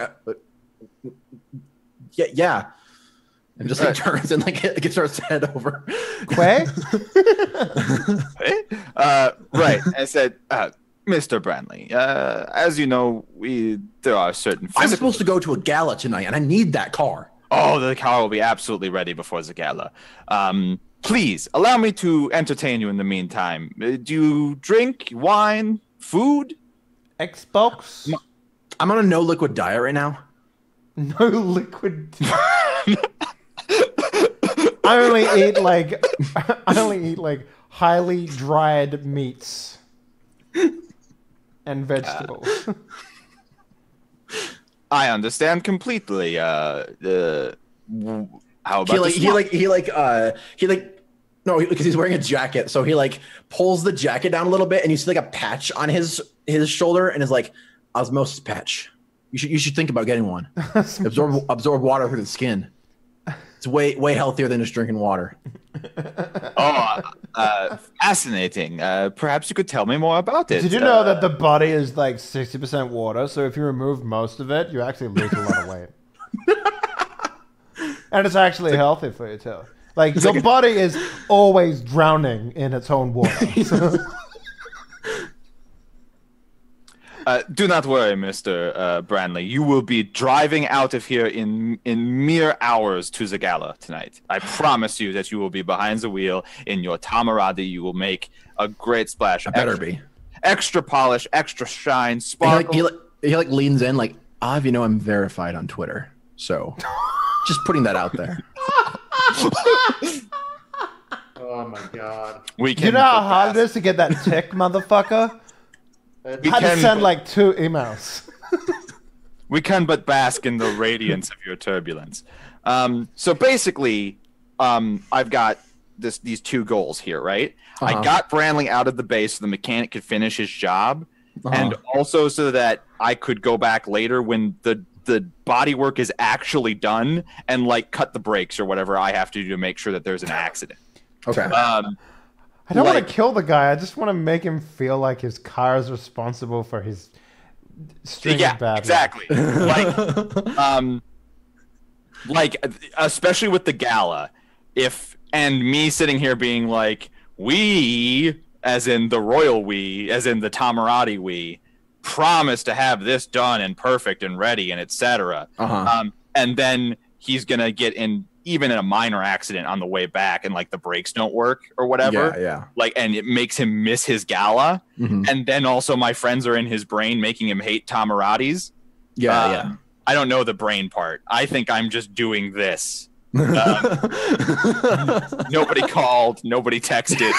I'm pretty sure that we were like, that was the plan this whole time. You were going to go after some tattoo artist thing and then do the thing, and then all of a sudden you're in his brain already? It's good. It's all good. It's fine. It's fine. The point is, I'm acting independently of you, and the 2 things will cross and work really well. Right. You always cross the streams. Right. So I want to placate him somewhere. Maybe I brought wine. I sit him out in the on a balcony or something, like, outside. There's a bench or something. He's on a no liquid diet. Maybe I don't know what I offer him, but I offer him something to keep him there. There's heavy water and then there's light water. He's allowed to drink light water. Light water. Light water. Yeah. Like if you put if it's really carbonated, there's less water per square water, right? So I mean, during the conversation, I will start smoking and absently offer him a cigarette, like, because I know he's super health conscious. But I think it'd be funny if he was like, "Yeah." He totally takes one. Yeah, no, exactly. So it's like, he takes one. So just basically, I keep him occupied and smoking until I think the car is going to be done, and then I'm going to go off, trying to ditch him so I can go do my part of my half of the thing. Okay, sure. I also like the idea that at some point we're fighting this French guy in his brain because Jean-Marc is like talking to him.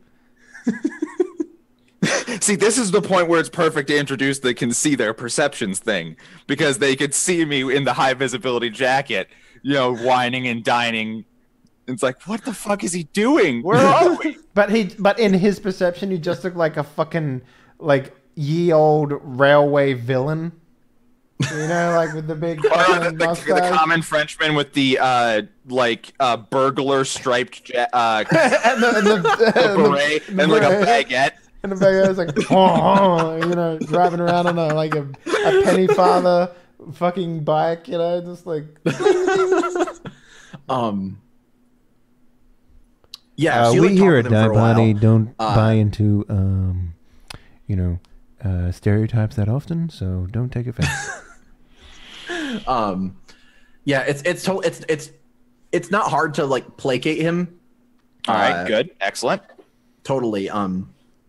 So yeah, do you just distract him for a while and then eventually I have to go to a meeting or basically leave him to his own devices, or at some point when he's maybe I've got him talking to somebody else or something. Sure. Because again, I'm just faking it this whole time, is this confidence act, totally. Come over here, placate. So it's been time so the job could be done. Mm-hmm. Because the important part of this is that the mechanics need to actually sign off on the car. That's why I've done it this way, right? That's why I didn't just cut his brakes in the garage. It's been in for something different. They've looked at it, they fixed it, and Tamurati is actually responsible for the condition that it's in at this moment. Mm-hmm. That's the important part. So I ditch him just to go, cut the brakes or whatever, or maybe loosen the lug nuts on his wheel. The type of thing that'll fail. Oh yeah. In 10 to 15 minutes, as opposed to as soon as he's leaving. Yeah. Loosening one of the wheels would be definitely a lot simpler than going under and cutting the brake lines. Right. Yeah. So I think give me a stealth roll to do that without someone being like, "Hey, what are you doing there?" Sure thing. Oh, here's the brake line inspector. It's fine. Don't worry about it. So it is a good task to overcome this. So if you would like to... Well, I'm out of fate points. You are out of fate points. And I've rolled a 1. Whoopsie doodle. Compel me and give me a fate point, Tux. Okay. So I can spend it to not fail this. Oh, God, do you really have I'm not a fucking cartoon spy? No. Okay, because if I was that we came up with that this episode, I would 100% always make you fucking fall onto that. You pull out your laser watch to cut the fucking line,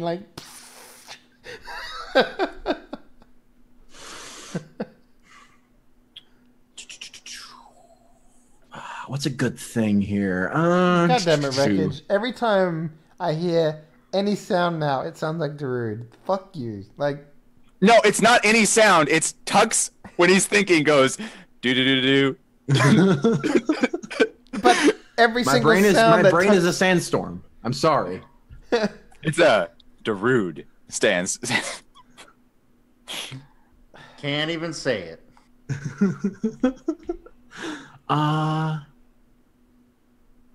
I mean, you could maybe compel singularly self-interested somehow. Yeah. Can you even issue a compel in the middle of a roll? Yes. Really? Interesting. I think I want to compel your false nonchalance. Sure. In that you're going and you're trying to do it casually as you do, and but there's a dude that's finishing off the inspection. Mm-hmm. He looks exactly like you, by the way. and like you're just like waiting, like okay, it's fine, it's fine, it's fine. But then you're like oh shit, time, and like the guy is still just like standing there, like being way too thorough, like he's actually good at his job. He actually just like sitting in the car. He's just like. So like so my false nonchalance, I start to get hot under the collar, and I like snap his neck or something. I just get it over with, like stuff him in a drawer, like you like knock him out or something, and like leave him off to the side in the like... trunk of the car. Right. No, yeah, I think like we caught and we just see you walking from like the bathroom. Right, like, exactly. You shut the door behind you, and like that guy is no longer at the car. Yeah, he's like, we get a shot of you opening the door. I come over, I'm like, is the car ready? And he's like, well, I gotta do the thing, and like, and it just sort of remember, sir, we have an 80-point inspection. And like just goes on and on and on. Like he has this really long list that he's telling me for some reason instead of doing the car. And like the sound starts to like, you know, muffle. Yeah. And then it's just a cut to the bathroom door, which opens, and I'm walking out and I'm adjusting my like rebuttoning my suit, and like as you leave the door, like it opens just slightly enough to see him like face down in the toilet unconscious, and you're just like, it's one of those doors that goes back and forth. Yeah. So and you get the scene from Watchmen that was just like that. Yep. Yeah. Cool. So yeah, you go back over and get like a tool, and get one of the tires, like to a point where like you don't loosen them completely, so it's just gonna fall off, but like you loosen it to the point where it's like, oh yeah, if someone drives on this for like a half hour, it'll eventually takes the highway. Totally. Yeah. So and he has to get to that galley. He's late. Right. Exactly. With the speed of his vehicle and the distance that he needs to travel, one would assume that the rotation would be enough to loosen the rest of the bolts that are on there, making his tire fall off. So then I do the thing where I drive the car out of the bay up to where I left Mr. Branley, and I'm like, and I give him the spiel of like, of course, Tamurati was, the best job possible, the best mechanics, 100% satisfaction guarantee, putting the name behind this. And really big up the fact that, like, here, please take it, get to your gallon in time. We've passed, like, the car has now passed Tamurati's famous 80-point inspection. We guarantee it. When you come up, he don't forget to send us a tweet at Tamurati_real verified. We're verified. Yeah. Well, I even mentioned his verified Twitter. Like Tamurati would be honored if you used your verified Twitter. Talk about the excellent triple platinum service you've received today. As you are going on, he's eating a it's a cube, and it looks like it's like beef stock. He's like it's a it's a very, very light gray brown, and he's like biting, like taking bites of it, like please tell me this is called Soylent Squared. It's an entire Soylent drink with the liquid removed, made for easy consumption. Right, it's just the powder condensed in a cube. And he like pops the rest of it in his mouth. And you see him visibly trying to swallow. He's just like, there we go. It's hard to swallow things when you reduce the amount of water from your body like that. Right, exactly. The only liquid he's allowed is his own saliva. But even then, he has to periodically spit. In order okay. So yeah, he took you guys long enough. I agree completely, Mr. Branley. You have no idea how much I sympathize. As a rich white man myself, I understand. As an all too well-to-do individual with money to burn. In peculiar fashion sense. No. He's like, and he looks in and is like, well, where's the air freshener? Don't I get an air freshener after every service? That's when he whips it out of his lapel and he's just like, here you go. Of course. The scent of money. He gives it to him and it's just like, It's a pine tree with dollar bills on it. I don't know. I give him some bullshit line. Totally. Well, Mr. Branley, we were speaking earlier about your health concerns. As a matter of fact, we don't have any unhydrated air fresheners in stock right now. But I have insisted that we get right on that. Good.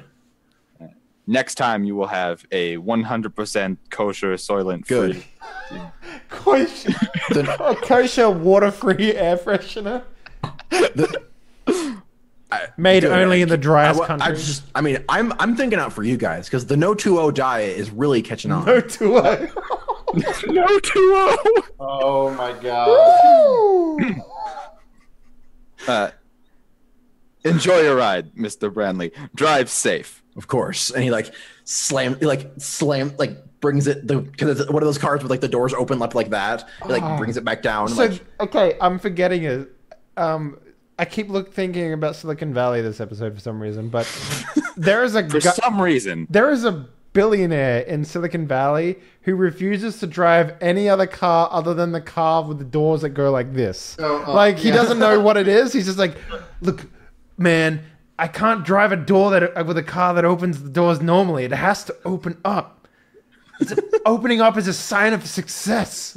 Exactly, it is. So as soon as Mr. Branley drives off, I literally take 2 steps to the side of the mechanic's place and just ditch the stuff that I was wearing and cigarette out, and I'm laughing to myself. And the other side of the fence is that shitty car I stole. Yeah, and I don't even get back into it. And it's just now you know what you do? You take the guy that you killed's car.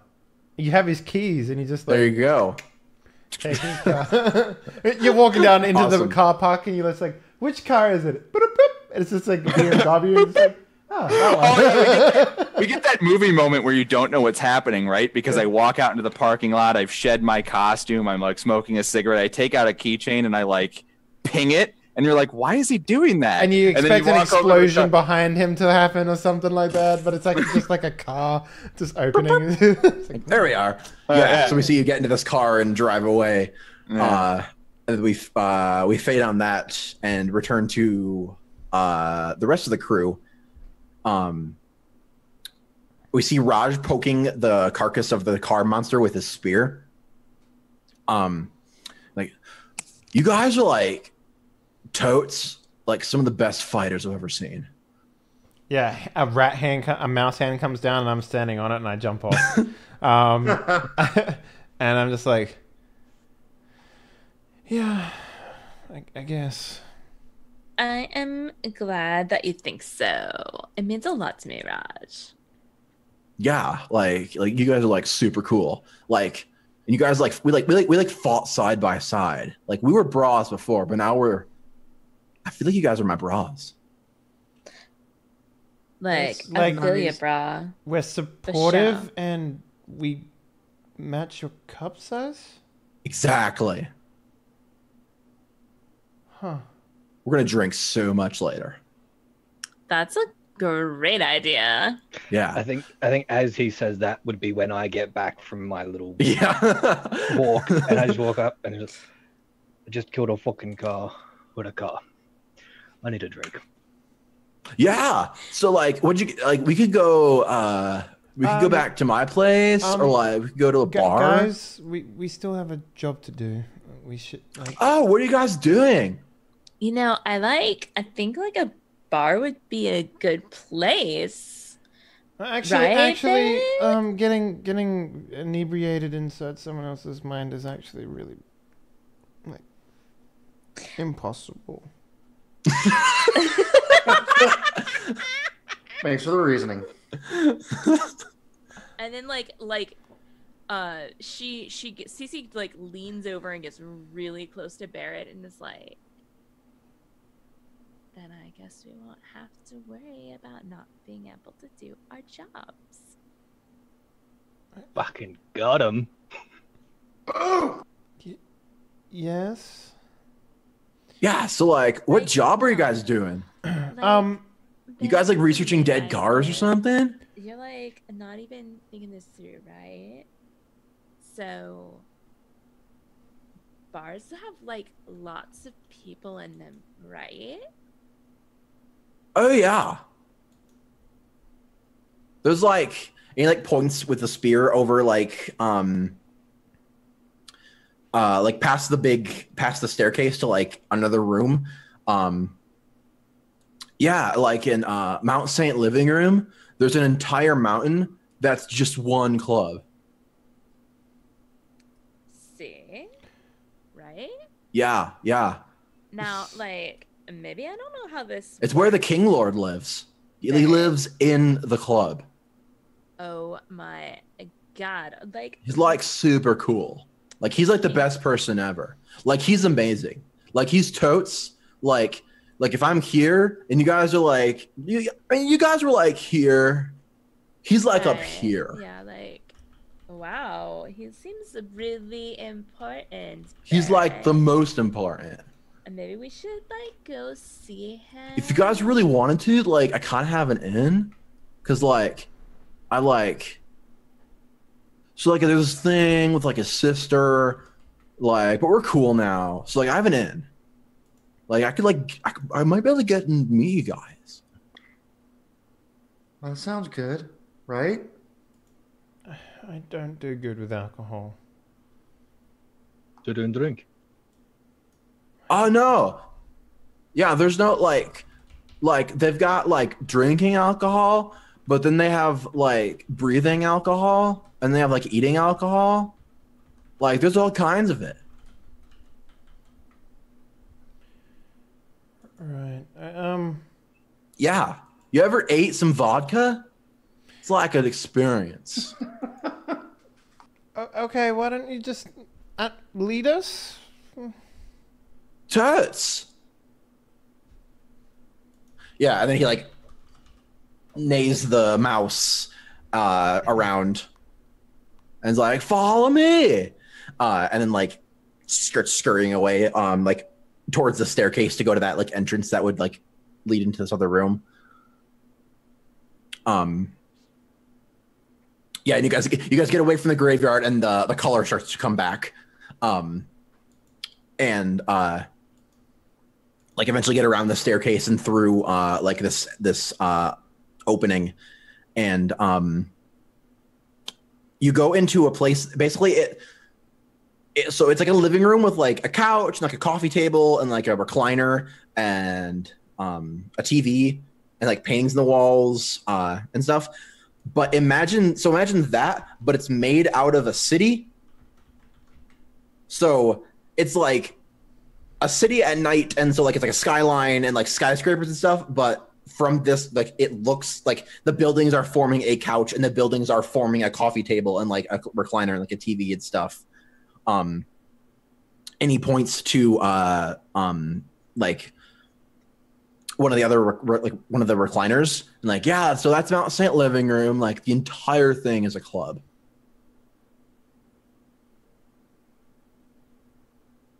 I turn to CC and I'm just like, yeah, do you know what to do here?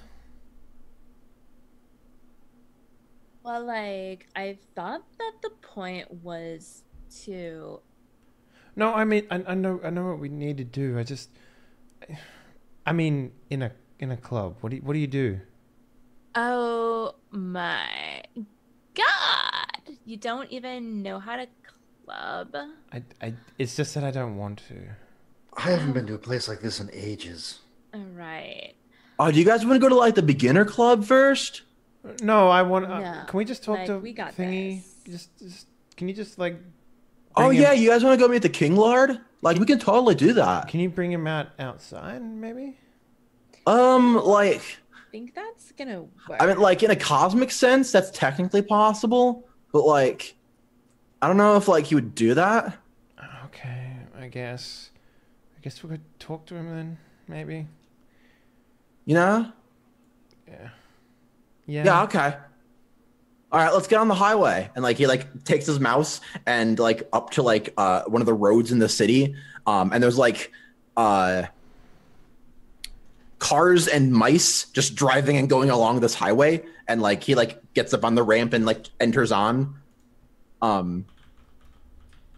And wait for you guys to follow, and then he leads you along to this recliner that's made of skyscrapers and stuff, and then gets off the highway.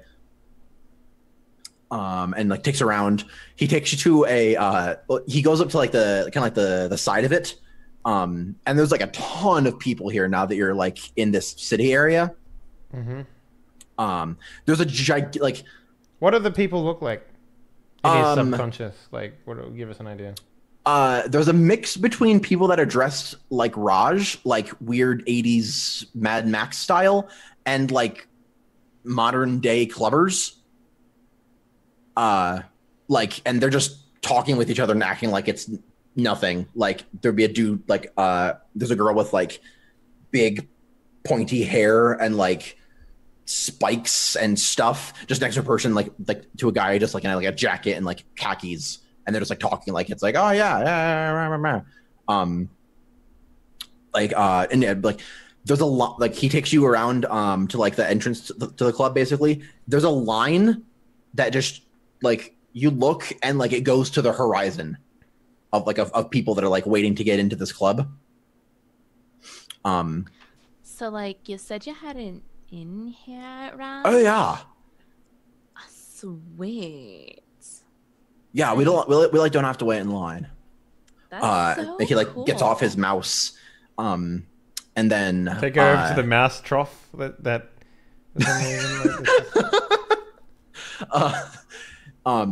there's yeah, I like that a lot. There's a mouse trough, a horse trough at a saloon, and he puts the reins around it and ties it to the thing. He lets you guys kind of get your mice taken care of, and he just walks up to the door, the line's kind of going out this way, and then there's another entrance, and he just walks in. It's yeah, I like the idea that the guys in the front of the line is I've been waiting here for 35 days. Yeah, that's what the fuck, man, come on. I also like the idea that he Cece was already pretty much attaching herself to his arm, so she's just walking in with him. NBD. Mm-hmm. I also like the idea that there's a bouncer there. He's got a one of those clickers that count how many people are in. So he counts he counts 5 people, and then he looks back and he's okay, take a step back 5 paces to everyone, and the line just goes back 5 paces for until the horizon. Yeah, totally. Yeah, the line does that, and then you guys get into the club, and you get in, and it's just a nightclub, but the size of a skyscraper on the inside. There's just countless dancing floors, countless bars, just neon and smoke and vapor and lights everywhere. The music is a mix between someone took hair metal and mixed it with a dubsteppy electronic kind of thing. It's not really any sort of song in particular. It just has that big guitar and drum vibe, but with also bass and things and stuff. Yeah. And so he as soon as you get in, he looks back to you and just mouths because it's now too loud for it to hear him. So he just looks back and points back to this big circular platform in the middle, and turns and walks to go over to it. Do you guys follow him, or do you guys have a different plan now that you're in? Yeah, I'm sticking close to the back of him. Okay. Yeah. Got it. So you go over to this big circular kind of upped platform, not kind of like a stage. It might be a stage with some things, but there's nobody on it right now. He gets on it, and as soon as everyone's on this platform, he taps his foot twice, and it just starts to float into the air like an elevator. Okay. And it just goes up it just keeps rising up and eventually takes you to the very top of this place. and yeah, you just keep passing floors and floors of dance of like dance areas and bars and yeah, there's like everywhere in here is club. And he gets up and like at the very top there's like a circle that looks like this is going to fit exactly into it.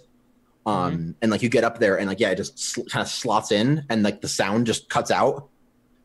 And in front of you there's this like big like pink neon lit door. Nice. With a big crown, like a Vegas style sign crown on the top. It's like, yeah, so like the King Lord's office is like right there. Well, office / home / massage parlor / yoga repository / latte enthusiasts club / there's a lot of things that go on back there. But like that's where he like lives and like chills, brah, you know? Liquids? Yeah, yeah.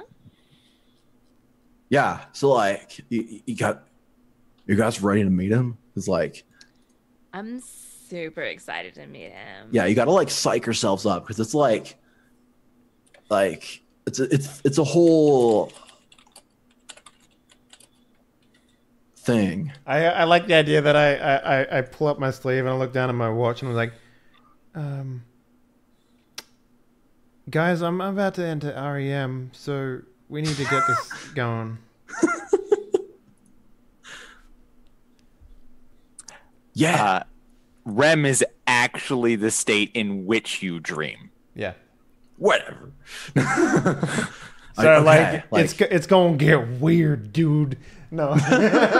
like okay, if you're like, you guys are sure you're all ready. Yeah. Let's do this. And like he walks over to the big door and just like puts his hand up there and it like scans his handprint. Sick. Yeah. And then he scans his handprint and it's like enter passcode. And then he's like pounds it. And then I'm like Oh, God. Well, then he has to back off too. Ooh. yeah. He like scans his hand code and then it's like voice print required. Bruh. How did I fucking know it, Doug? Voice command accepted. Totally. The door like slides open. Have a nice day, home skillet. And and like you basically it comes in and like it's a big long like office with like a big desk on the end with like a big like a chair that like the back of it just like goes up like 20 feet. It looks like the desk and the chair are made out of like obsidian or something, like a really, really dark metal rock something thing. It's like very shiny. And there's like there's like hallways and doors that lead off to the side, like where you probably assume the other things are or whatever. And sitting in the chair is yeah, you recognize him from like seeing him on TV and everything. Is Benjamin Brandley, who is so he's dressed like so he's got like a big crown that looks a lot like the big sign that was on the door. He's got like a big like furry cape thing coming off of his back. And then he's got like a business suit underneath that. And then he like stands up, like pushes out and like walks around, and you see he's got big like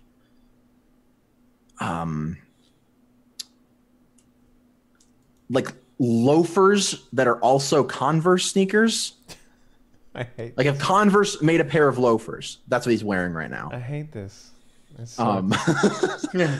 Get me off this wild ride, please.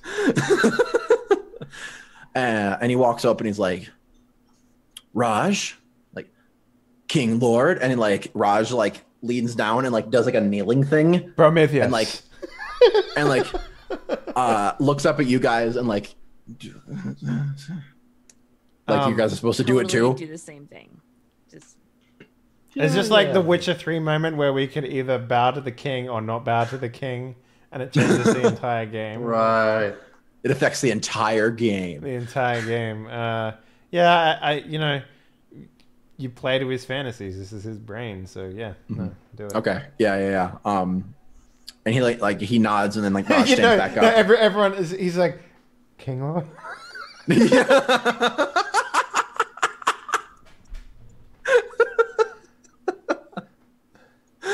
And then he just does it quickly in return. It's like, yeah.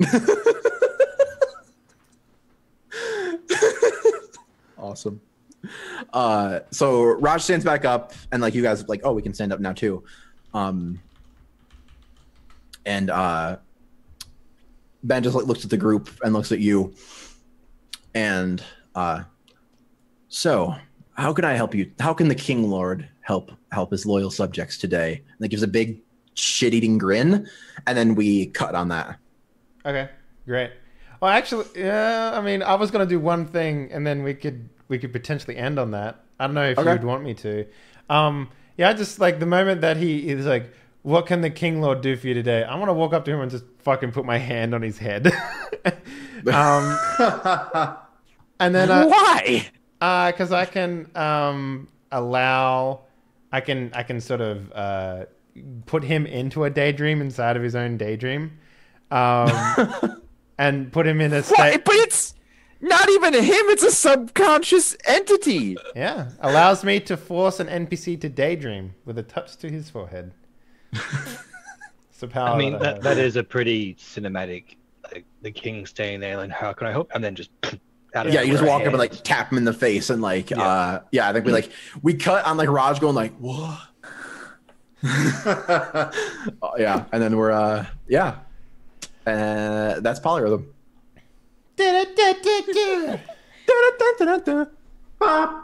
Nice. Yeah. Famous billionaire dies in a 17-car pileup after he daydreamed while driving his. No. Nice. All right, guys. So let's do some shout-outs. Jean-Marc Delarouche, aka the Wreckage himself. What up, sir? How you doing? By the way, kind of ironic that you set up a car to get into a wreckage, and your name is Wreckage. Oh, that is It's like ironic. he performed an operation to do that. And your name is Dr. Operation. It's like, Well, can't really, yeah.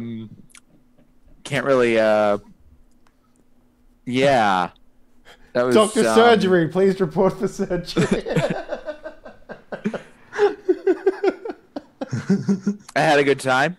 I know this show is about dreams, but I feel that the real life stuff in Inception was underplayed and underappreciated in that But movie. you They don't were know- also. You don't know if they were in a dream or in real life. That's the whole point of that movie. I think one of the cooler You parts do of that. if you don't have brain damage, though. That's the thing. Yeah. I think, getting him in the plane because they know it's going to take like 14 hours or whatever. So they need a plane, and they set him up on the plane, and they trick him onto the plane. They take, they bribe all the people on the plane. All of that, was an important part of Inception that got like 2 minutes of airtime because it wasn't crazy dream stuff. And I promise you, I will be grounded some of the time. And sometimes be doing just real life stuff like assassinating and telling lies and wrecking cars. I look forward to the job where we just have to kill somebody. And you just walk up to him while he's drinking coffee and shoot him in the face. No, so I can train Kit to be a spotter. Because that's, I think, because Kit needs to get his hands dirty, but I don't think he'd pull a trigger on a gun. But I think I could teach him to use a telescope and call out like wind speeds. Yeah. I planted a sock in his subconscious, and now I can see the distance that the wind is blowing on his location. Wow, that would have been an interesting way to take a character, like somehow dream stuff makes you a better sniper or something. Anyway, good times, had a lot of fun. Thank you for running Tux. I look forward to this in the future. The dream sniper thing, the way you do that is like, yeah, I'm just going to wear my hair long today, not up in a bun. That way when the wind is blowing, you can see the direction and how fast it is. That's Boom. like the stupidest thing I've ever heard. That is so much work just to get a wind speed reading when you can get it from flags. Definitely It's only going to get the dream reading logic, though. at the person, though. It's not going to get on the. Yeah, you need to path get that wind all along the route of the bullet. Yeah, but that's when you also work out like the daily movements of like random people. And you find the right person who's going to be in that spot at the exact time you're going to make the shot. Yeah. See, that would be more. This is some having, wanted like, a level line of shit. people that You know, are you all wait for the set train up. to show up at a right point so you can shoot through the window. I so was that no thinking one... like a magic power where if you get in their dream, like you can plant a thing that makes them in your vision like glow, like in a video game where you see a target or something. Oh, you just like, get Batman powers, that's all. Yeah, like as long as you've been in their dream, you can plant like targeting reticle or whatever and see their subconscious from far away. That was what I was getting at, which is, you know, perhaps actually useful, unlike maybe what you suggested. I really want to play a game where all we have is very shitty superpowers. I think like that would be the best. I can count how many buttons are in a bag. And then I can use that exact measurement of weight to describe how heavy things are based on its location. No, I can around just the count the world. number of buttons. That's all. Yeah. Anyways, speaking about the number of buttons, let's go on over to Kelsa Delphi. What up? Let's hear from you. Hello, everybody. I'm Kelsa. I do things on the internet, like play role-playing games here and with Tux 2 more times a week on Zone Channel. On my own channel tomorrow, I am playing Harvest Valley, which is a Burning Wheel game. I'm pretty excited about it. It's like Stardew Valley or Harvest Moon, but as a role-playing game. So we're not going to have like big, crazy battles. We're just going to have like... I don't know. Big crazy robots. battles against summer sounds pretty good to me. I mean, technically against winter, actually, but I may or may not have accidentally summoned the goddess of winter. Big crazy battles against the zoning commission. Mm. Yes, exactly. So that's gonna be fun. And then I also play D&D 5e with AP Gaming Reel on Saturdays. If you want to find out when I'm doing stuff, follow me on Twitter at Kelsa, so that you can see my tweets when I go live. Sweet. Mr. Doc Gast, what up, sir? How your face? My face is awesome. I love it. I've had it all my life. Okay. Well, what up? Where can people find you? Find me here for Abyss, where we punch Nazis, or board games where I don't know what we're doing yet. I don't know. It sounds like It's gonna be mere hours Dominion. away. You guys don't know what you're doing yet? I can't remember. It's probably we going to did be talk Dominion, about it. but yeah. Yeah, it's likely to be Dominion. Yeah, for a couple hours, so that'll be fun. Dominion's fun. Yeah. Nice. And last but not least, from the player side of things, we have Mr. Sputnik. What up, sir? How you doing? Hello. What's up, everybody? Yeah, I'm here on Mondays and Thursdays. Polyrhythms tonight and Vampire the Masquerade on Mondays. You can also check out my podcast. It's on SoundCloud and iTunes.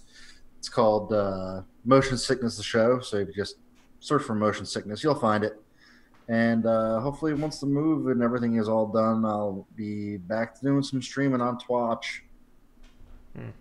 Is it what is your Twitch name? Is it Sputnik?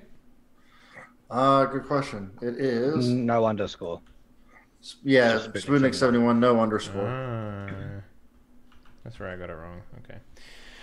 Nice. And last but not least, of course, we have our game master, the man, the myth, the legend, Tux Radamus. What up, sir? Yo, everybody.